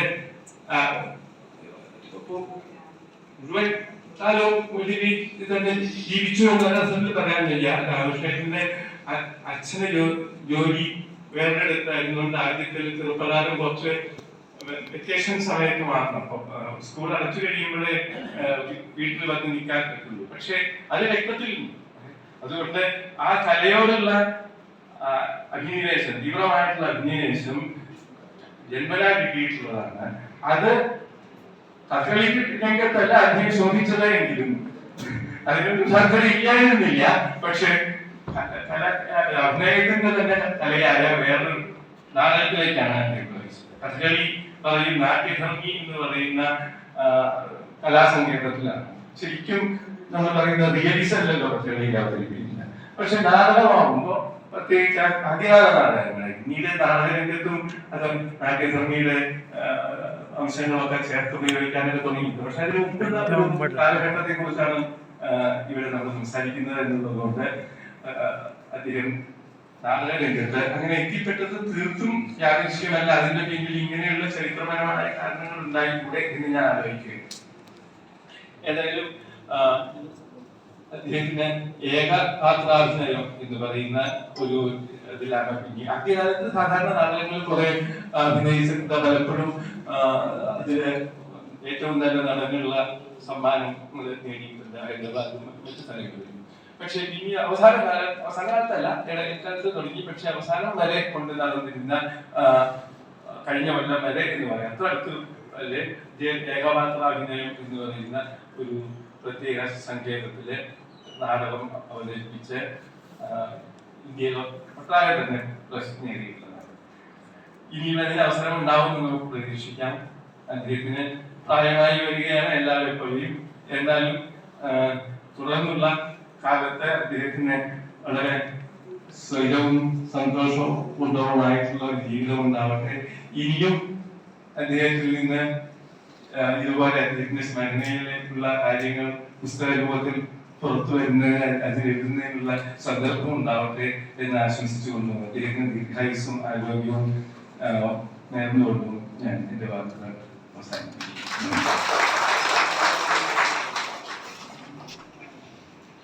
thank you so much sir. ഒന്നാമത്തെ അധ്യായം മുതൽ അവസാനത്തെ അധ്യായം വരെ വളരെ short and sweet overview. Thank you so much. Sir സൂചിപ്പിച്ച വെള്ളിനഴി ഗ്രാമം പ്രകൃതി സുന്ദരമായ കഥകളി ഗ്രാമം, തിങ്കളും താരങ്ങളും തോളിൽ കതിർച്ചില്ലും തുങ്കമാം വാനിൻ ചൂട്ടിലാണ് എന്റേന്ന് മാറ്റി രാമകൃഷ്ണൻ സാറിന്റെ വിദ്യാലയം എന്ന് പറയുന്നു.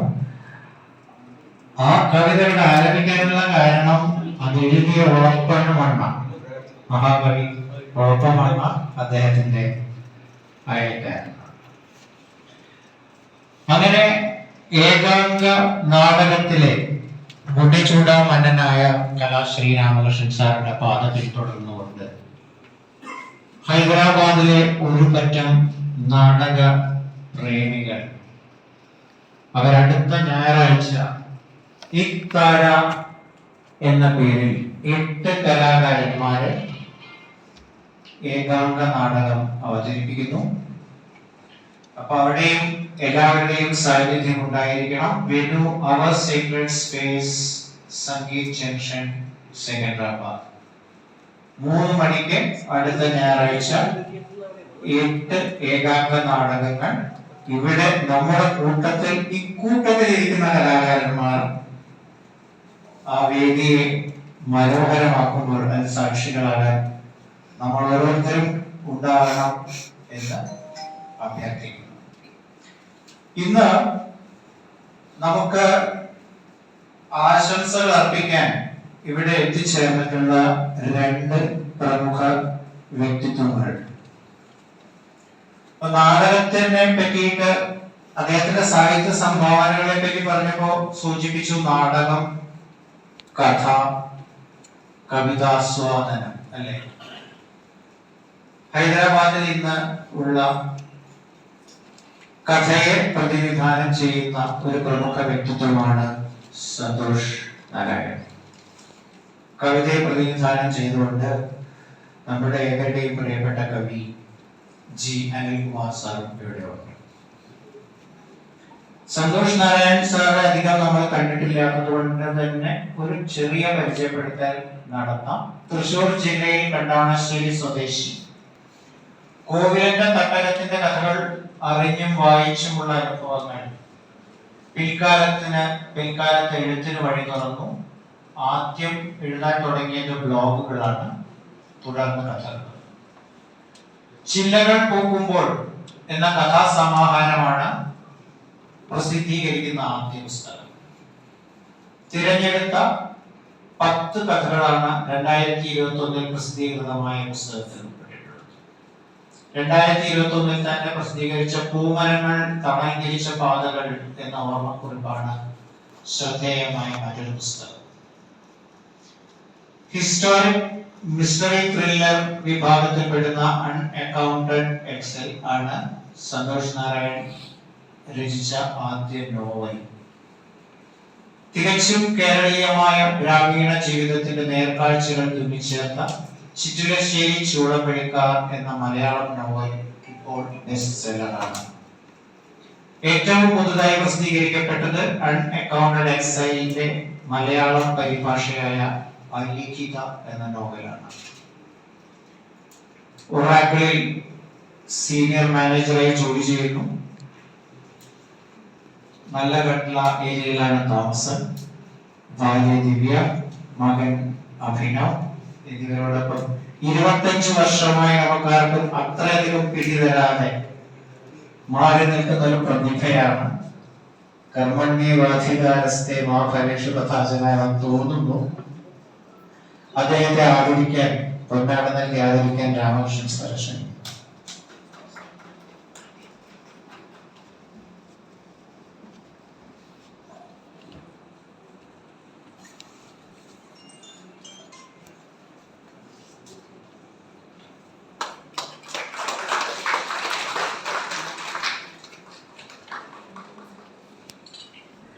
ആശംസകൾക്കായി അദ്ദേഹത്തിന് മൈക്ക് കൈമാറുന്നു.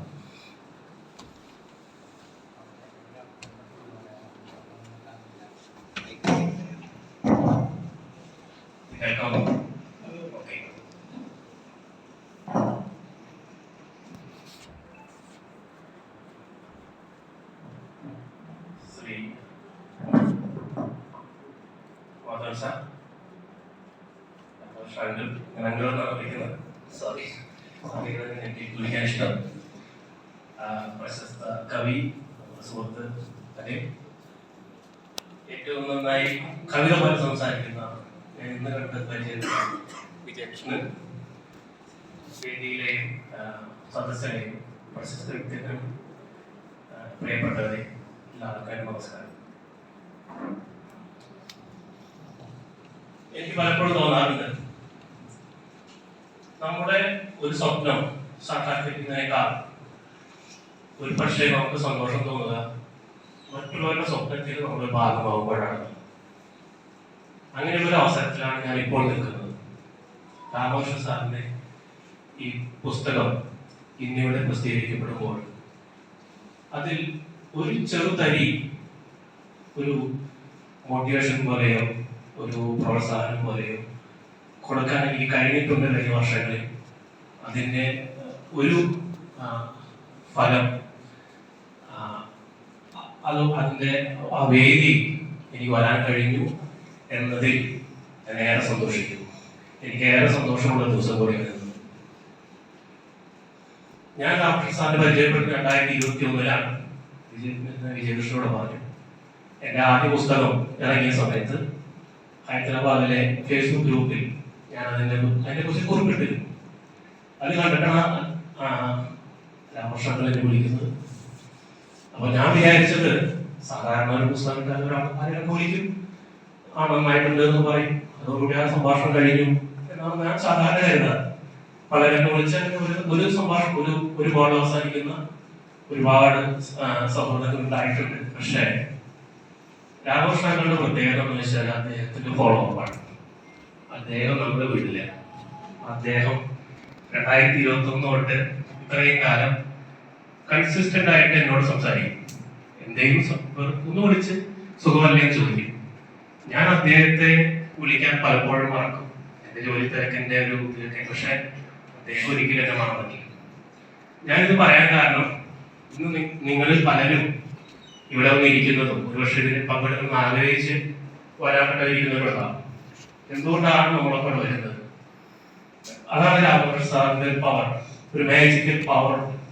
ആൾക്കാരെ പരിചയപ്പെട്ടവരെ കൂടെ നിർത്താൻ അത് വലിയൊരു കഴിവാണ്. കഴിഞ്ഞ 60 വർഷമായിട്ട് അത് ചെയ്യുന്ന ഒരാളുടെ മുന്നിലാണ് നമ്മൾ നിൽക്കുന്നത്. എത്ര വലിയൊരു ലെഗസിയാണ് അദ്ദേഹത്തിന്റെ ഉള്ളത്. ആ അദ്ദേഹത്തെ കുറിച്ച് പറയാൻ ഞാൻ ആലോചിക്കുന്നത്, ഞാൻ ജനിക്കുന്നതിനേക്കാൾക്ക് മുമ്പ് പ്രവാസ ജീവിതം തുടങ്ങിയ ഒരു മനുഷ്യനാണ്. അദ്ദേഹത്തെ കുറിച്ചാണ് ആശംസ പറയാൻ എനിക്കൊരു അവസരം വരുന്നത്. അത് തന്നെ വലിയൊരു ഭാഗ്യമായിട്ട് കാണും. ഇതില് അപ്പൊ ഞാൻ പറഞ്ഞു വന്ന അദ്ദേഹത്തോട്ട് ബന്ധമാണ്. അപ്പൊ ആ ബന്ധം അങ്ങനെ കടന്ന് പരിഹസിക്കുന്ന സമയത്ത് ഞങ്ങളുടെ അപ്പാർട്ട്മെന്റിൽ ഓണാഘോഷം നടത്തി. അതിന്റെ ഓണാഘോഷത്തെ പറ്റി സംസാരിക്കുമ്പോൾ അപ്പൊ ഞങ്ങൾക്ക് തോന്നിയ വിശിഷ്ടാതിഥിയായിട്ട് അദ്ദേഹം അങ്കിളിനെ വിളിക്കാം. അപ്പൊ ഞാൻ അങ്കിളോട് സംസാരിച്ചു. അങ്കിൾ വളരെ സന്തോഷത്തോട് വന്നു. അപ്പൊ ഞാൻ അവിടെ നോക്കുമ്പോ അവിടെ കുട്ടികളൊക്കെ പ്രോഗ്രാം നടത്താൻ, പ്രോഗ്രാമിന്റെ താല്പര്യത്തിലേക്ക് പെടുന്നവരെ ഡാൻസ് കാണണം, ചെയ്യണം, പരിപാടികൾ കാണണം, ആ മൂഡിൽ നിൽക്കുന്ന സമയത്താണ്. ഞാൻ അങ്കിളിനോട് പറഞ്ഞു, ഞങ്ങളെ ഒരു 5 മിനിറ്റ് സംസാരിച്ചാൽ മതി, കൂടുതൽ സംസാരിക്കേണ്ട ആൾക്കാർക്ക് പോരടിക്കുന്നു. അപ്പൊ അങ്കിളോട് സന്തോഷം, ഞാൻ 5 മിനിറ്റ് സംസാരിക്കുള്ളൂ. ഞാൻ അവിടെ സ്റ്റേജിൽ ബാക്കിൽ നിന്നു. ഞാൻ ഇത് പറയാനാണ് നിൽക്കുന്നത്. അങ്കിൾ സംസാരിക്കാൻ തുടങ്ങി. അങ്കിൾ 5 മിനിറ്റ് കഴിഞ്ഞു, 10 മിനിറ്റ് കഴിഞ്ഞു, 15 മിനിറ്റ് കഴിഞ്ഞു. എനിക്ക് ടെൻഷൻ ആവാൻ തുടങ്ങി. ഞാൻ കയ്യും കാശൊക്കെ കാണിക്കുന്നത് ബാക്കിൽ നിന്ന് തന്നെ നിർത്തും. പക്ഷേ അങ്കിൾ പറയാനോട് പറഞ്ഞിട്ട് നിർത്തിയില്ല. 30 മിനിറ്റ് അങ്കിൾ സംസാരിച്ചു. അപ്പോ ഇത് കഴിഞ്ഞിട്ട് ഞാൻ വിചാരിച്ചത് എന്റെ അവിടെ കമ്മിറ്റിക്കാരെ അവരെന്നെ ശരിപ്പെടുത്തും എന്നാണ് ഞാൻ വിചാരിച്ചത്.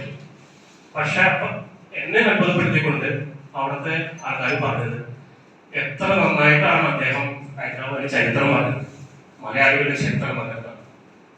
അത് അനുഭവത്തിൽ നിന്ന് വരുന്നതാണ്, അത് ഉണ്ടാക്കി പറയുന്നതല്ല. ആ ദിവസമാണ് നമുക്ക് മനസ്സിലാവുന്നത് ഹൈദരാബാദ് അല്ലെങ്കിൽ അമലയുടെ ആദ്യ മുഖ്യമന്ത്രി കുട്ടികളോടി മലയാളിയായിരുന്നു എന്ന് ഞങ്ങളൊക്കെ മനസ്സിലാക്കി തന്നാണ്. അത്തരത്തിലുള്ള അറിവിന്റെ രത്നങ്ങൾ പേർന്നൊരു മനുഷ്യന്റെ അദ്ദേഹത്തിന്റെ മുന്നിൽ നമുക്ക് ഇന്ന് ഇരിക്കാൻ കഴിയുന്നതിലും പിന്നെ അദ്ദേഹത്തിന്റെ പുസ്തക പ്രകാശന ചടങ്ങിൽ നമുക്ക് പങ്കെടുക്കാൻ കഴിയുന്നതും വലിയൊരു കാര്യം കൂടെ കണക്കാണ്. ഇങ്ങനത്തെ കാര്യം കൂടെ പറയാം.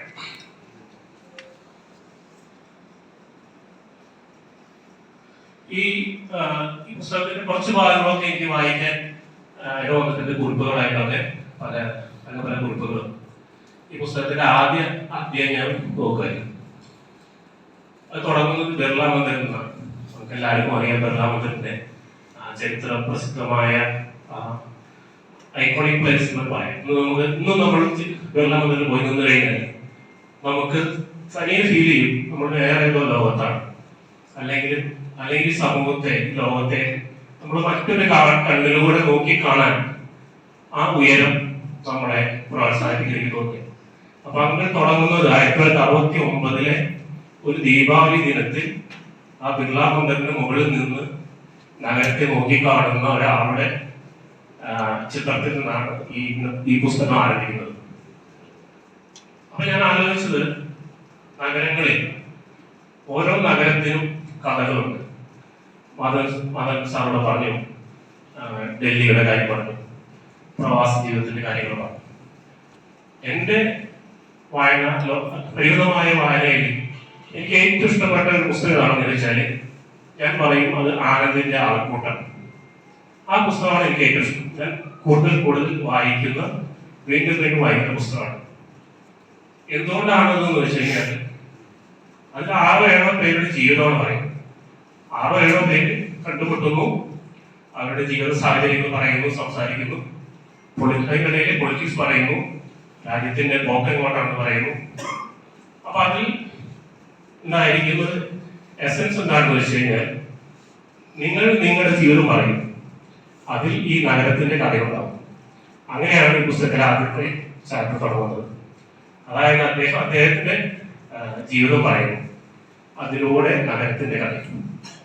ഇവിടെ ഈ ഹൈദരാബാദിന്റെ ചരിത്രം സാർ പറഞ്ഞു. അതായത് കുലി കുത്തബ് ഷായുടെ കാലത്ത് ഗോൽക്കൊണ്ട ഫോർട്ടിൽ ഉണ്ടായിരുന്നു, ഹുസൈൻ സാർ ഉണ്ടാക്കിയതും പിന്നെ നിസാമിനോട് ഭരിച്ചതും അതിനുശേഷം സർദാർ പട്ടേൽ ഇതിനെ ഇന്ത്യയോട് ചേർത്തതും കുട്ടികളോട് എന്ന് പറയുന്ന ഒരു മലയാളി മുഖ്യമന്ത്രിയായിരുന്നു. അങ്ങനെ ഒരു വലിയൊരു ചരിത്രം പറഞ്ഞുകൊണ്ടാണ് ഈ പുസ്തകത്തിന്റെ തുടക്കം എന്ന് വിശ്വസിക്കുന്നത്. ഇതിന്റെ ഒരു നാൾവഴിയിൽ ആലോചിച്ച് നോക്കുകയാണെങ്കിൽ 1965 ഹൈദരാബാദ് എത്തിയ 67 ഹൈദരാബാദ് എത്തുന്നു.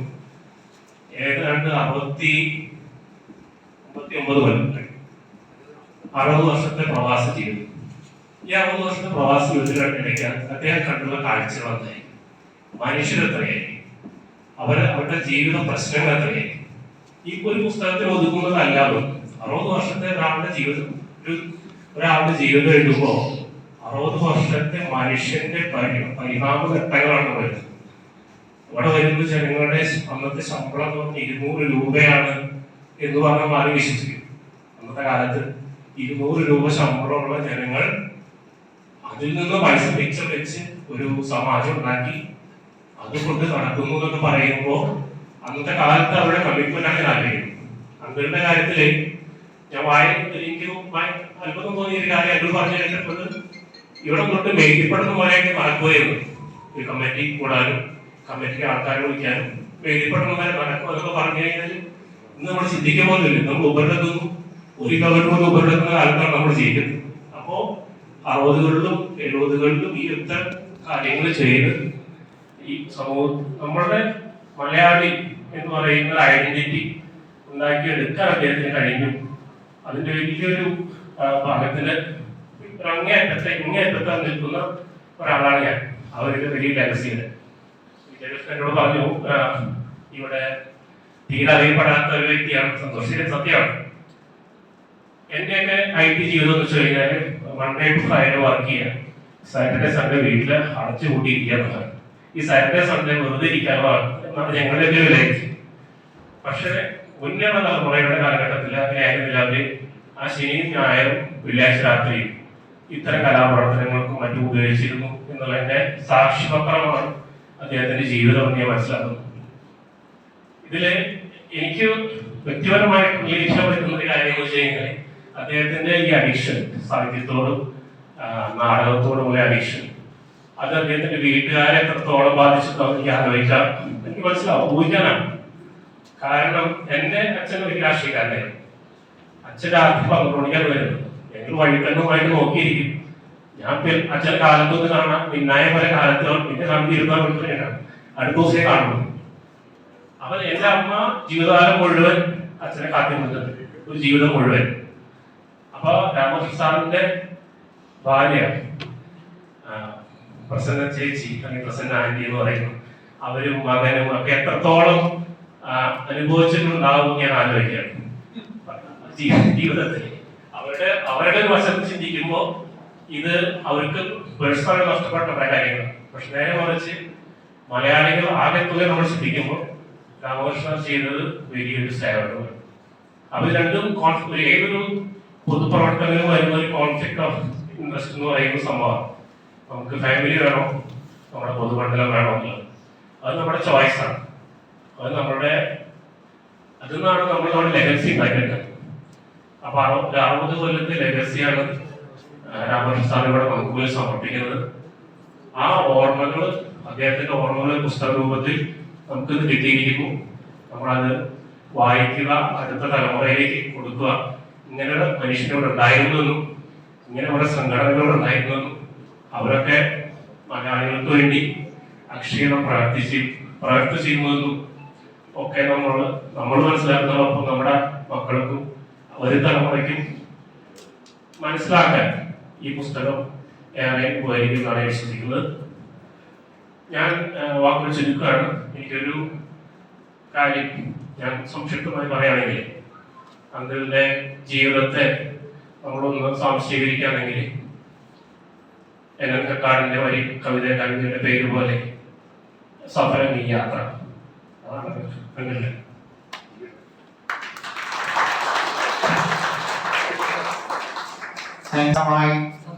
സംസാരിക്കാൻ കഴിയുന്നവര് സദസ്സിനെ ഒട്ടും ബോറടിപ്പിക്കാതെ കാര്യങ്ങൾ അവതരിപ്പിക്കാൻ കഴിയുക എന്നതൊരു ഭാഗ്യം തന്നെയാണ്. അപ്പൊ നമ്മുടെ ആൾക്കാരെ പ്ലീസ് നോട്ട് ദിസ് പേഴ്സൺ. അദ്ദേഹത്തിന്റെ പുസ്തകത്തിന്റെ കോപ്പി കൊടുത്തു. ഓക്കെ, ഇനി നമുക്ക് വിളിക്കാനുള്ളത് കവിയെയാണ്.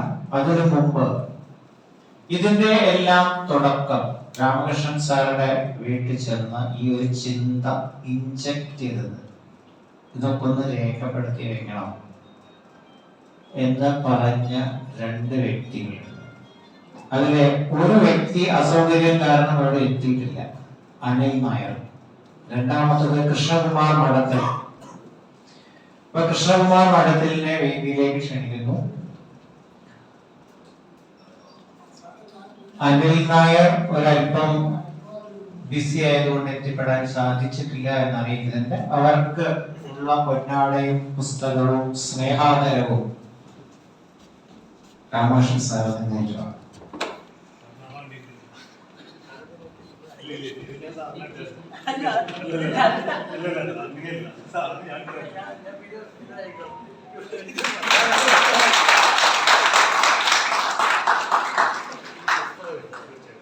അതുമാതിരി തന്നെ അനിലിൽ നിന്ന് വരാൻ സാധിച്ചിട്ടില്ല. അതിൻ്റെ കാരണം എനിക്ക് നല്ലപോലെ അറിയാം. എന്തായാലും ഈ ഒരു വേദിയിൽ വെച്ചത് ഇതിനെ കുറിച്ച് രണ്ട് വാക്ക് പറയാം. രാമകൃഷ്ണൻ സാർ അവരെ പറ്റി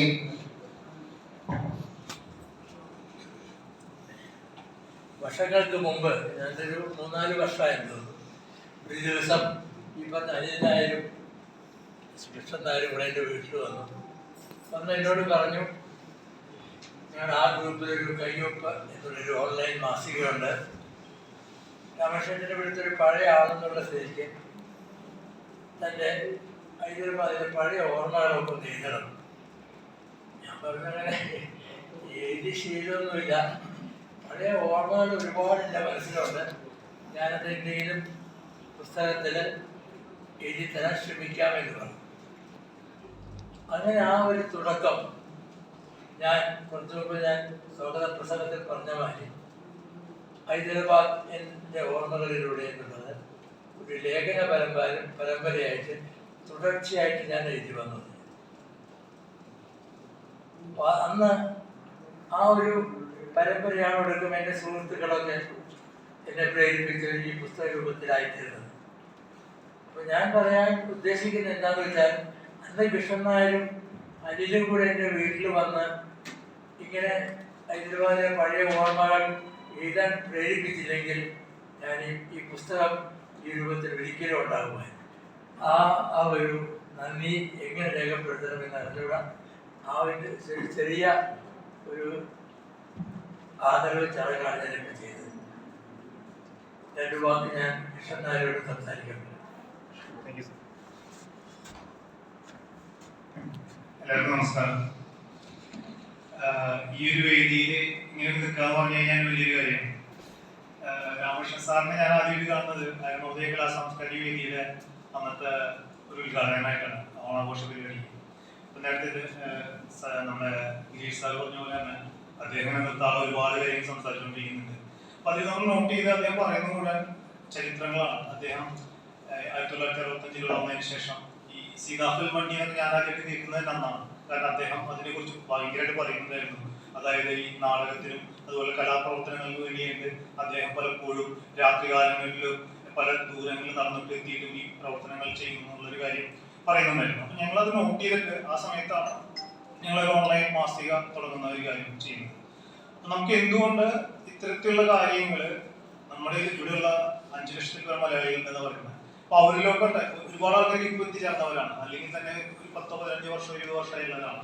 അപ്പൊ ഒരു 60 വർഷത്തോളം അല്ലെങ്കിൽ ആ സമയത്ത് ഒരു 55-54 വർഷത്തോളം ഈ ഹൈദരാബാദ് നഗരത്തെ കുറിച്ച് അറിയുന്ന ഒരു വ്യക്തി, അദ്ദേഹത്തിന് എന്താണ് പറയാനുള്ളത്, അത് പറയാനുള്ള ഒരു പ്ലാറ്റ്ഫോം ആയിട്ടാണ് ഞങ്ങൾ അദ്ദേഹം കണ്ടത്. അങ്ങനെ അദ്ദേഹം വളരെ ബുദ്ധിമുട്ടിയിട്ട് അദ്ദേഹത്തിന് അന്നൊക്കെ അദ്ദേഹം എഴുതിയിട്ടാണ് ഞങ്ങൾ തരിക. അന്ന് നമ്മുടെ എൻ്റെ സിസ്റ്റോറിയൻ്റെ ആയിരുന്നു. അപ്പോൾ അവരത് ടൈപ്പ് ചെയ്തിട്ട് വേണ്ടിയിട്ടാണ് ഞങ്ങൾ ചെയ്യാറുള്ളത്. അങ്ങനെ ഒരുപാട് കാലങ്ങളിൽ അത് കൊണ്ടുപോകുന്നു. വായനക്കാരിൽ നിന്ന് ഭയങ്കര നല്ല ഫീഡ്ബാക്കാണ് തരുന്നത്. അപ്പൊ എനിക്ക് അതിലൊക്കെ അദ്ദേഹത്തിന്റെ എഴുത്തിനേക്കാളും അല്ലെങ്കിൽ അദ്ദേഹത്തിന്റെ നാടകത്തിനോടുള്ള ഒരു ആറ്റിറ്റ്യൂഡിനേക്കാളും കൂടുതലായിട്ട് എനിക്ക് ഇഷ്ടപ്പെട്ടത് അദ്ദേഹം നടത്തിയിരുന്ന ചാരിറ്റി പ്രവർത്തനങ്ങളെ കുറിച്ചാണ് പറയുന്നുണ്ടായിരുന്നത്. പ്രത്യേകിച്ച് ഒരു അട്രാക്ഷൻ ആയിട്ട് തോന്നിയത് അന്നത്തെ കാലത്ത്, ഒരുപക്ഷെ ഇന്നത്തെ കാലത്ത് മാതാപിതാക്കൾ പ്രത്യേകിച്ച് പ്രവാസികളായ മാതാപിതാക്കൾ അഭിമുഖീകരിക്കുന്ന മെയിൻ പ്രോബ്ലം എന്ന് പറഞ്ഞു കഴിഞ്ഞാൽ നമ്മുടെ മക്കളുടെ കല്യാണം, അങ്ങനെയുള്ള പരിപാടികൾ. അദ്ദേഹം അന്ന് ഒരു സംസാരിച്ചവരോട് പറയുകയുണ്ടായി. അതായത് ഇവിടുത്തെ ആ കാലത്ത് അദ്ദേഹം മറ്റേ വ്യക്തിയുടെ പേര് എനിക്ക് ഓർമ്മയില്ല, അവർ രണ്ടുപേരും കൂടിയിട്ട് ഇവിടുത്തെ ആ കാലത്തുള്ള അതായത് മാതാപിതാക്കളുടെ അവരുടെ മക്കളുടെ കല്യാണം പരിപാടി നടത്താൻ വേണ്ടിയിട്ട് അവരൊരു ബ്യൂറോ പോലെ, അതായത് ഒരു സൗജന്യമായിട്ട് സപ്പോർട്ട് ചെയ്യുന്ന ഒരു ബ്യൂറോ പോലെ ഒരു പരിപാടി തുടങ്ങുകയും അതിൽ കൂടെ ഒരുപാട് ആൾക്കാർക്ക് അതിന്റെ എന്താ പറയുക ഫലം കിട്ടുകയും പറഞ്ഞു.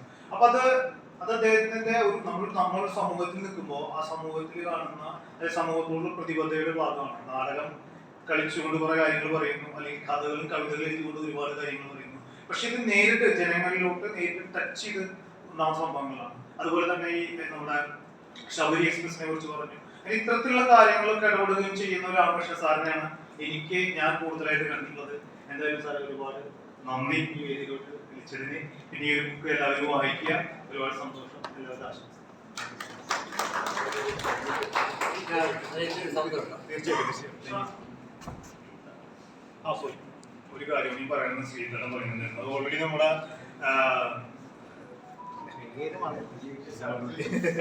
വിശേഷണം പറഞ്ഞാണ് അതായത് നേരത്തെ പറഞ്ഞു നാടകം എന്ന് പറഞ്ഞു കഴിഞ്ഞാൽ സാറിന്റെ 10-60 വർഷമായിട്ട് കൊണ്ടുവരുന്ന സംഭവമാണ്.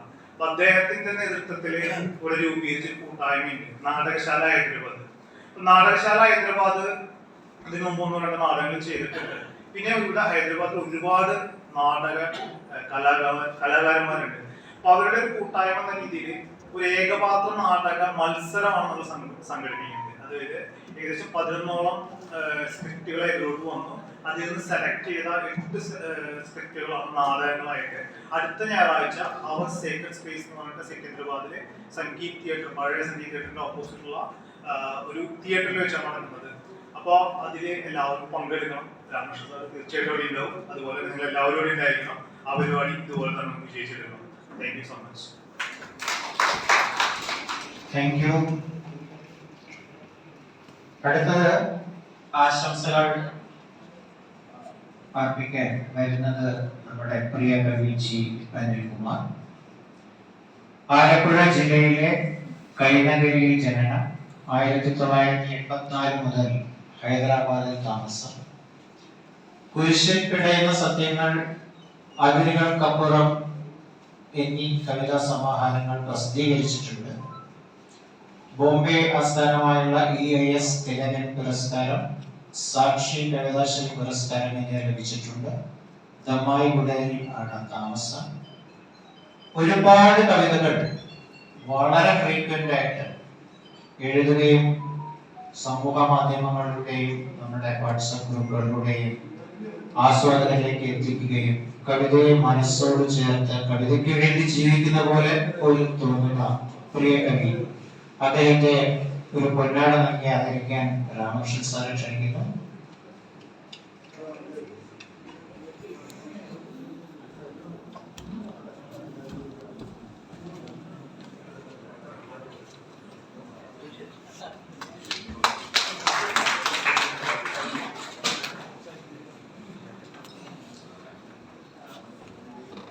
അനിൽജി നമ്മളോട് സംസാരിക്കും.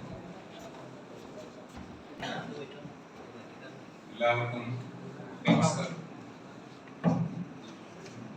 ഹലോ, എല്ലാവർക്കും എൻ്റെ വിനീതമായ നമസ്കാരം. രാമകൃഷ്ണൻ ചേട്ടനെന്നാണ് ഞാൻ വിളിക്കുന്നത്. രാമകൃഷ്ണൻ ചേട്ടന്റെ ഈ പുസ്തക പ്രകാശന ദിനത്തിൽ ഒരു ആശംസ നേരുക എന്നതാണ് എൻ്റെ ചുമതല. ചെറിയ കാര്യങ്ങള്, ചില കാര്യങ്ങള് ഈ ആശംസയിടയിൽ അദ്ദേഹത്തെ കുറിച്ച് ഞാൻ ഓർക്കുകയാണ്. പിന്നെ അദ്ദേഹത്തെ കുറിച്ച് കൂടുതലായിട്ട് ഞാൻ പരിചയപ്പെടുത്തേണ്ട കാര്യമില്ല. കാരണം അദ്ദേഹത്തെ അറിയാത്തവര് ആരും ഹൈദരാബാദിൽ ഉണ്ടാകില്ല. പഴയ തലമുറയായാലും പുതിയ തലമുറയായാലും. ഹൈദരാബാദ് മലയാളികളുടെ സാംസ്കാരിക ചരിത്രത്തിൽ വേരൂന്നി നിൽക്കുന്ന ഒരു മഹാവൃക്ഷമാണ് കലാശ്രീ രാമകൃഷ്ണൻ. അതായത് ഏതാണ്ട് 84 വയസ്സ്,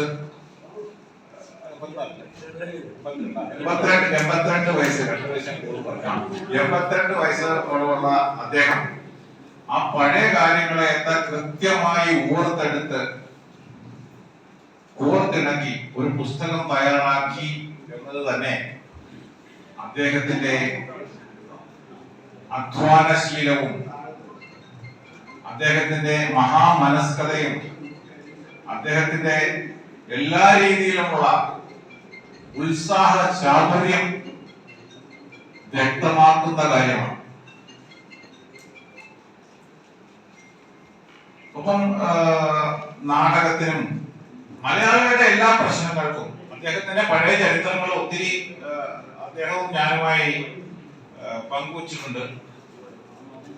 പഴയ കാര്യങ്ങൾ ഒത്തിരി പുസ്തകത്തിൽ പറഞ്ഞിരിക്കുന്ന കാര്യങ്ങൾ ഏറെക്കുറെ എല്ലാം എനിക്കറിയാവുന്ന കാര്യങ്ങൾ തന്നെയാണ്. ഞാൻ ജസ്റ്റ് ആ പുസ്തകത്തിലൂടെ കണ്ണോടിച്ചു വിട്ടതേ ഉള്ളൂ.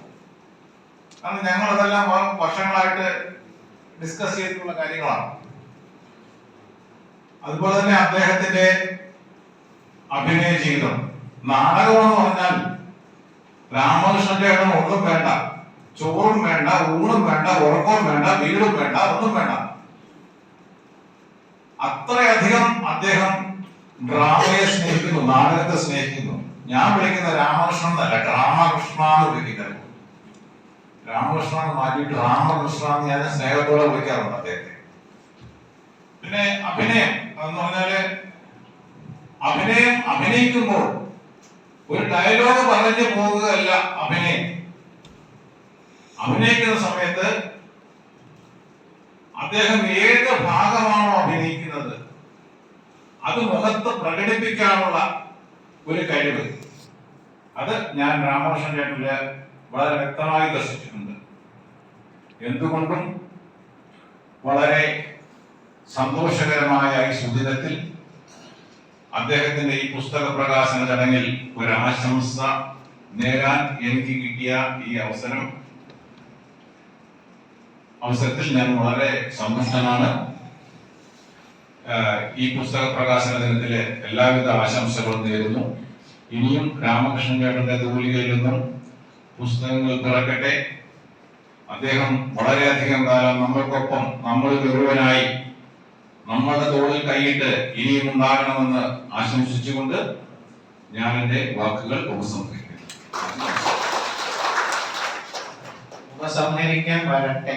കവിയാണ്, നമുക്കൊരു കവിത ചൊല്ലിച്ചിട്ട് വിടാം അല്ലേ? കവിത ബോംബെയിലെ EIS തിലകൻ സാഹിത്യ പുരസ്കാരം എനിക്ക് കിട്ടി വാങ്ങിത്തന്നാണ്. ബുദ്ധനാകുവാൻ എന്ന കവിത.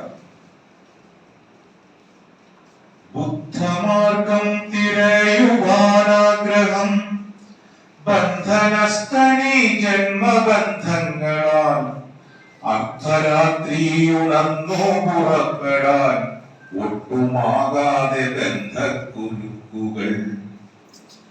ബുദ്ധമാർഗം തിരയുവാനാഗ്രഹം, ബന്ധനസ്ഥനി ജന്മബന്ധങ്ങളാൽ അർദ്ധരാത്രിയുണർന്നു പുറപ്പെടാൻ ഒട്ടുമാകാതെ ബന്ധക്കുരുക്കുകൾ.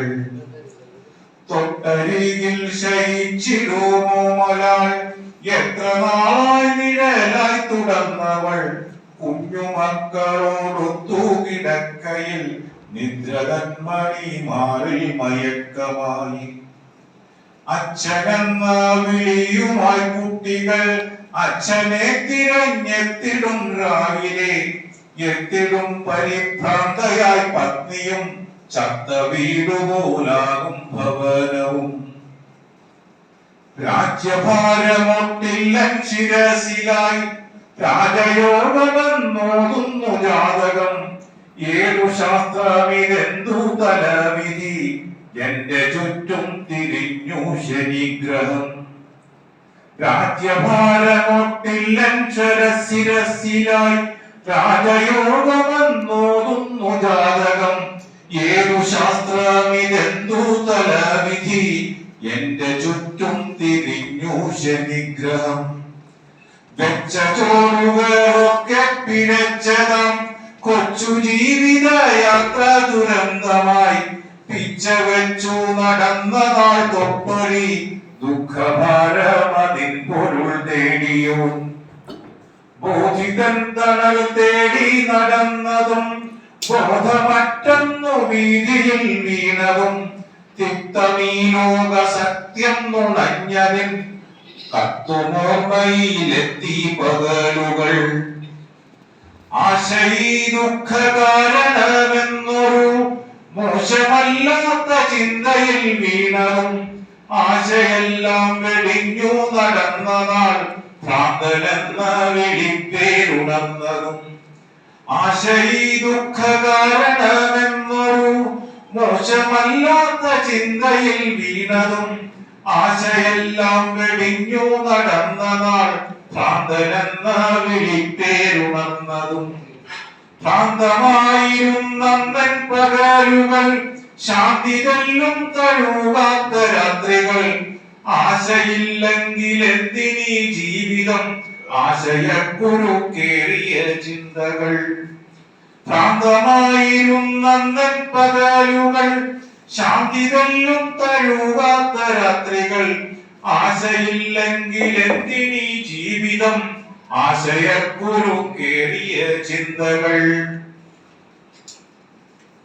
ഇരുളിരച്ചിരച്ചെത്തും ഈ വീതിയിൽ ഉയരുമെന്നും കവാടമാം പ്രാർത്ഥന മന്ത്രതന്ത്രങ്ങളോതി മനുജരെ മന്ദമാനസരാക്കും മതങ്ങളും ചിന്തയെന്നറിയാതുലകിതിൽ ചിന്തകന്മാർ വിലസുമീ കാഴ്ചകൾ കള്ളനാണയത്തൊട്ടുകൾ ഒത്തിരി കണ്ടു ഞാനായിരുളിൻ മറവിലായി കർമ്മയോഗം മഹനീയമെന്നൊരു ചൊല്ലുകേട്ടു ഞാൻ പിന്നെ ഗമിച്ചതും പിന്നെ എന്തിനീ സന്യാസമെന്നൊരു തോന്നലന്നൻ തലയിൽ തറച്ചതും കർമ്മയോഗം മഹനീയമെന്നൊരു ചൊല്ലുകേട്ട ഞാൻ പിന്നെ ഗമിച്ചതും പിന്നെ എന്തിനീ സന്യാസമെന്നൊരു തോന്നലന്നൻ തലയിൽ തറച്ചതും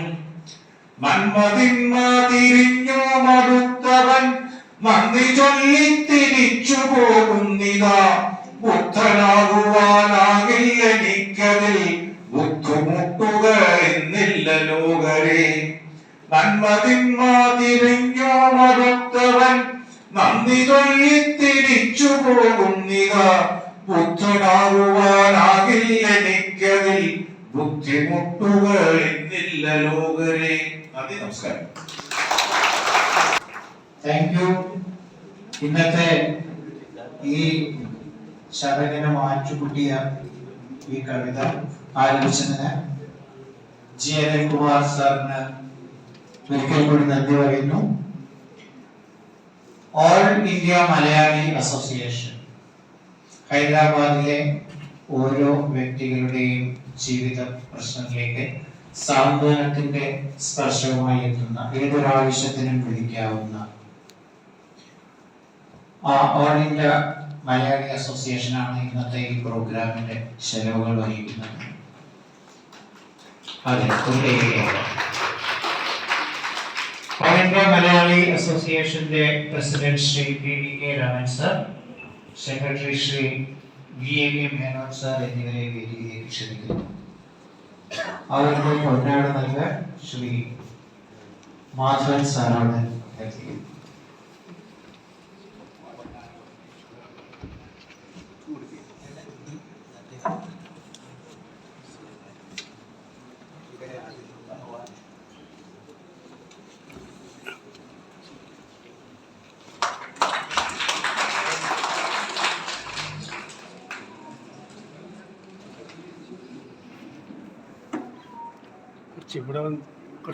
മേനോൻ സർ.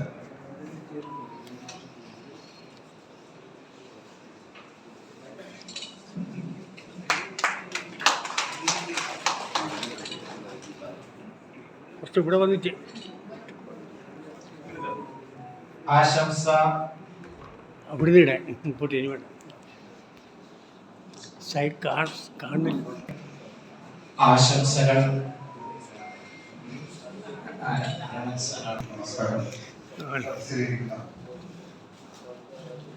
എല്ലാ മലയാളി സുഹൃത്തുക്കൾക്കും വേദിയിലുള്ള എല്ലാ പ്രമുഖ വ്യക്തിത്വങ്ങൾക്കും ഏവിയുടെ നമസ്കാരം. കുറേ മാസങ്ങൾക്ക് മുമ്പ് രാമൻ ഞാനൊരു പുസ്തകം എഴുതുന്നുണ്ട് ഹൈദരാബാദിനെ കുറിച്ച് എൻ്റെ അനുഭവങ്ങൾ വെച്ചുകൊണ്ട്. അത് നമുക്ക് എയിമയുടെ നേതൃത്വത്തിൽ പ്രസിദ്ധീകരിക്കണം. എയിമയാണ് അതിൻ്റെ റിലീസിംഗ് നടത്തേണ്ടത്, അതിൻ്റെ ഒരു ആഗ്രഹമാണ് എന്ന് പറഞ്ഞു.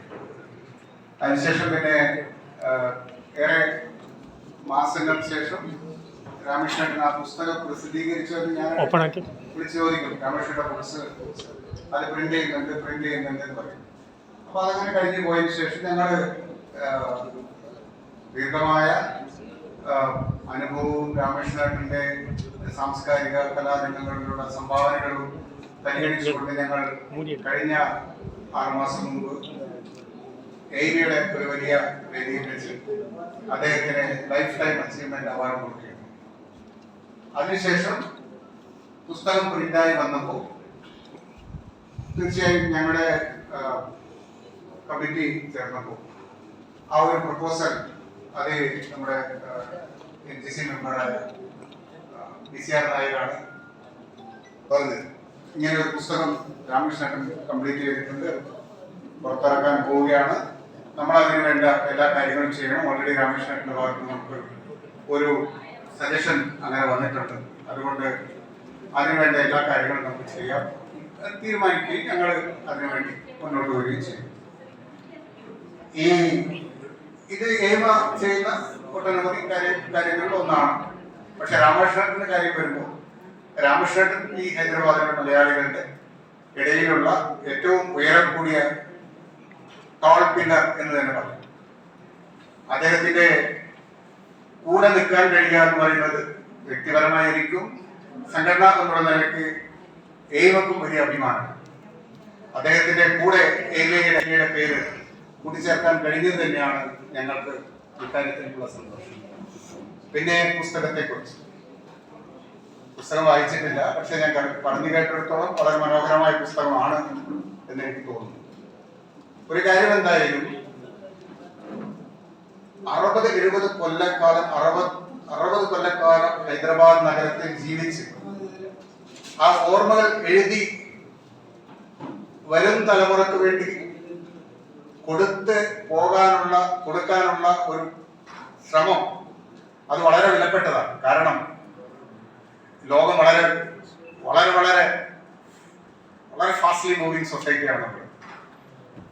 പഴയ കാലത്ത് എന്ത് നടന്നു എന്ന്, പഴയ കാലത്ത് പതിറ്റാണ്ടുകൾക്ക് മുമ്പ് ഈ നാട്ടിൽ എങ്ങനെയാണ് മലയാളികൾ എന്ത് തരത്തിലുള്ള ബുദ്ധിമുട്ടുകളാണ് അനുഭവിച്ചത്, എങ്ങനെയാണ് ഇവിടുത്തെ സാംസ്കാരിക പ്രവർത്തനം നടന്നത്, ഈ സംഘടനകളൊക്കെ എങ്ങനെയുണ്ടായതാണ്, ഈ പ്രവർത്തനങ്ങളുടെയൊക്കെ ഫലം എന്തായിരുന്നു, ഈ നഗരത്തിന്റെ അവസ്ഥ എന്തായിരുന്നു, ഇവിടെ മലയാളികൾ വന്നു ചേർന്ന മലയാളികൾക്ക് എന്തെല്ലാം സുഖദുഃഖങ്ങൾ ഉണ്ടായിരുന്നു എന്ന് ആരെങ്കിലും എഴുതി വെച്ചില്ലെങ്കിൽ കുറെ കാലം കഴിയുമ്പോൾ മലയാളികൾ എന്നൊരു വിഭാഗം മലയാളികൾ ഇവിടെ ഉണ്ടായിരുന്നു എന്ന് ആരെങ്കിലും എഴുതി ചോദിച്ചാൽ അപ്പൊ മറുപടി പറയാൻ നമ്മുടെ കയ്യിൽ ഒരു മെറ്റീരിയൽ ഉണ്ട്. കാലങ്ങൾ, നൂറ്റാണ്ടുകൾ, പതിറ്റാണ്ടുകളായി നമ്മളെല്ലാവരും ഈ നഗരത്തിൽ അധ്വാനിക്കുക. നമ്മുടെ എന്തെങ്കിലും ചില മാർക്കുകൾ ആരെങ്കിലും എവിടെയെങ്കിലും എഴുതി വെക്കുകയോ എവിടെയെങ്കിലും വരച്ചിടുകയോ ചെയ്തില്ലെങ്കിൽ വിസ്മരിക്കപ്പെട്ടു പോയതിനു ശേഷം തിരിച്ച് അത് കൊണ്ടുവരാൻ പറ്റും. അതുകൊണ്ട് രാമകൃഷ്ണൻ ചെയ്യുന്നത് അദ്ദേഹത്തിന്റെ സ്വന്തം ഓർമ്മകളല്ല, ഈ നഗരത്തിന്റെ ഓർമ്മകളാണ്, ഈ വിഭാഗം, ഈ മലയാളികളുടെ ഓർമ്മകളാണ്, അവരുടെ ഒരു സൂക്ഷിപ്പാണ്, അവരുടെ ഒരു ഈടുവെപ്പാണ്. അത് ഈ വരുന്ന തലമുറയ്ക്ക് വലിയ ഉപയോഗം ഉണ്ടാവും. ഒരു സാംസ്കാരിക അല്ലെങ്കിൽ ഒരു വായനാ പുസ്തകം എന്നതിനപ്പുറം നമ്മുടെ പഴയ തറവാടുകളിൽ കാണുന്നതൊക്കെ ഓലക്കെട്ടുകൾ, എന്റെയൊക്കെ തറവാട്ടിലേക്ക് ഓലക്കെട്ടുകൾ, അതൊക്കെ വളരെ വിലപ്പെട്ട നിധികളാണ്. 100 വർഷങ്ങൾക്ക് മുമ്പ്, 150 വർഷങ്ങൾക്ക് മുമ്പ് അന്നത്തെ ഗ്രാമത്തെ കുറിച്ച് എഴുതി വെച്ചിട്ടുള്ള, സംസ്കൃതത്തിലോ മറ്റോ എഴുതി വെച്ചിട്ടുള്ള പഴയ ഗ്രന്ഥങ്ങൾ.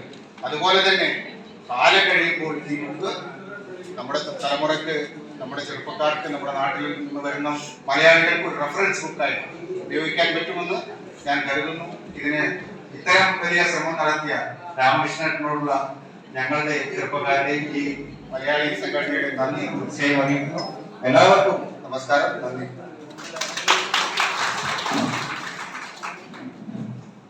Thank you Ramakrishnan sir.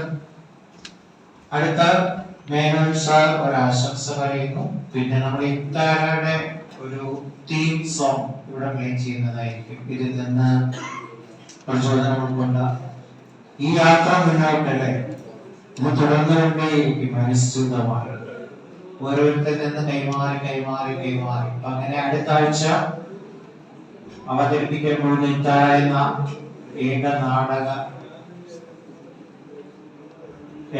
അഭിനയത്തിന്റെ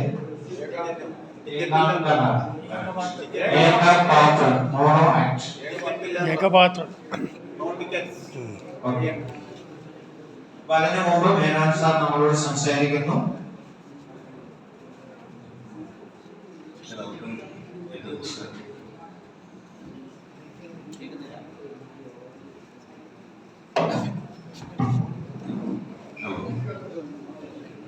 എല്ലാവർക്കും എൻ്റെ നമസ്കാരം. ഹൈദരാബാദിലെ നാടകവേദിയിൽ തനതായ വ്യക്തിത്വത്തെ ഒതുക്കിച്ച ശ്രീ രാമകൃഷ്ണന്റെ ഹൈദരാബാദ് എന്റെ ഭാഗ്യനഗരം എന്ന ഈ ഒരു പുസ്തകത്തിന്റെ പ്രകാശനത്തിൽ പങ്കെടുക്കാനും അതിലൂടെ ഒരു ആശംസകൾ അറിയിക്കാനും കഴിഞ്ഞത് തന്നെ ഒരു സുഹൃത്തുമായിട്ട് നൽകും.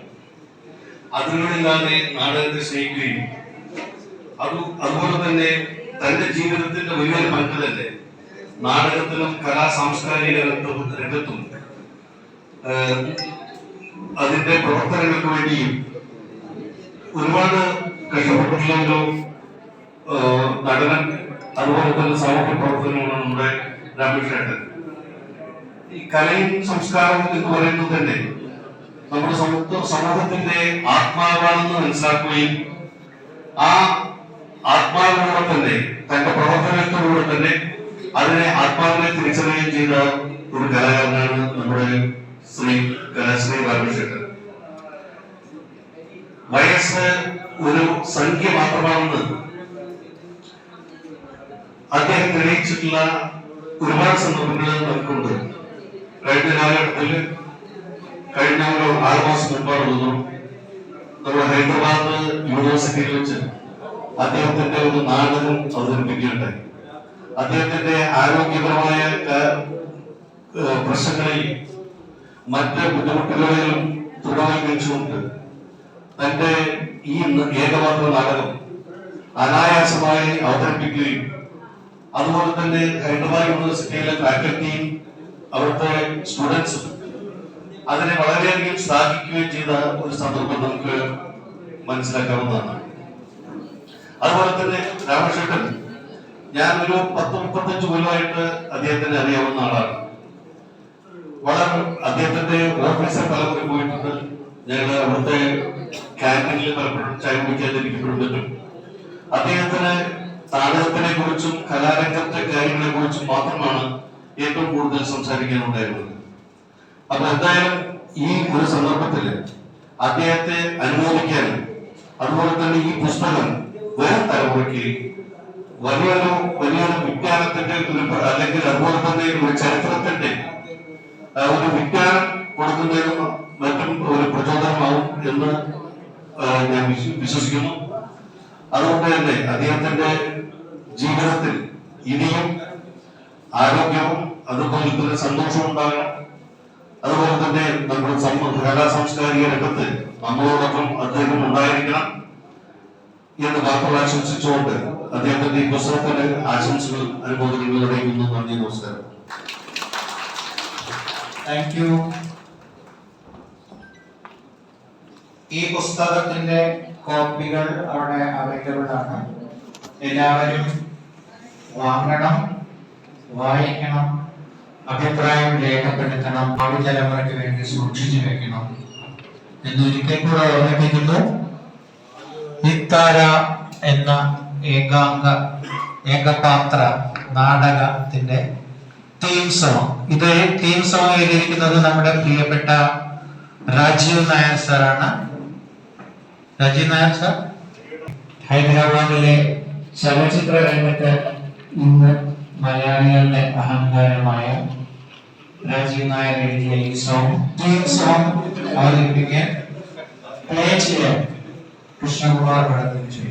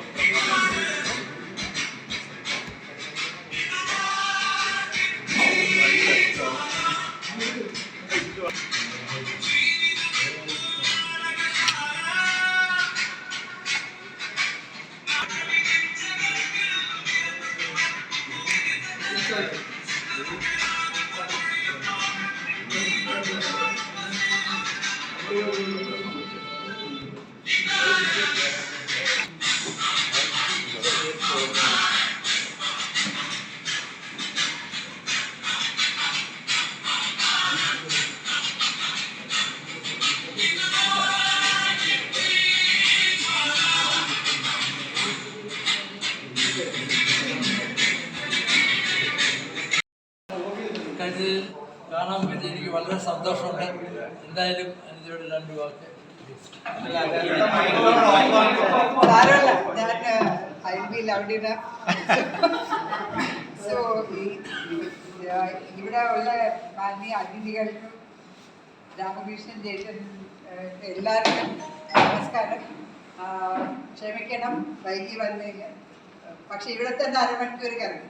ഞാൻ വികാരാബാദിൽ നിന്ന് വന്നു. പക്ഷേ ഐ തിങ്ക് അകത്തുനിന്ന് ലൊക്കേഷൻ അയച്ച വേണ്ടി ലൊക്കേഷൻ തെറ്റിപ്പോയി. പക്ഷെ ഏതായാലും ഇത്ര നല്ല പുസ്തകം രചയിച്ചിന്, അതും ഈ ഏജിൽ his enthusiasm is something you all should really emulate.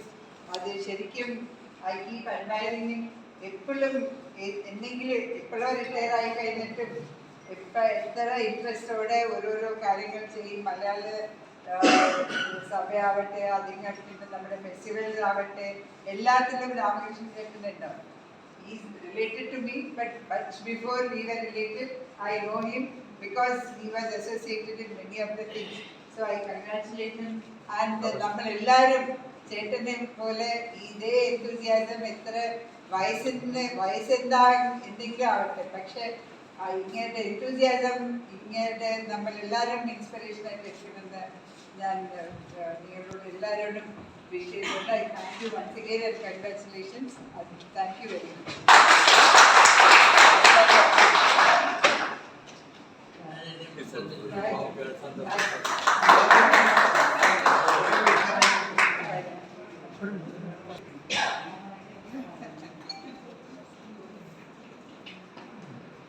എല്ലാം കിട്ടുമോ?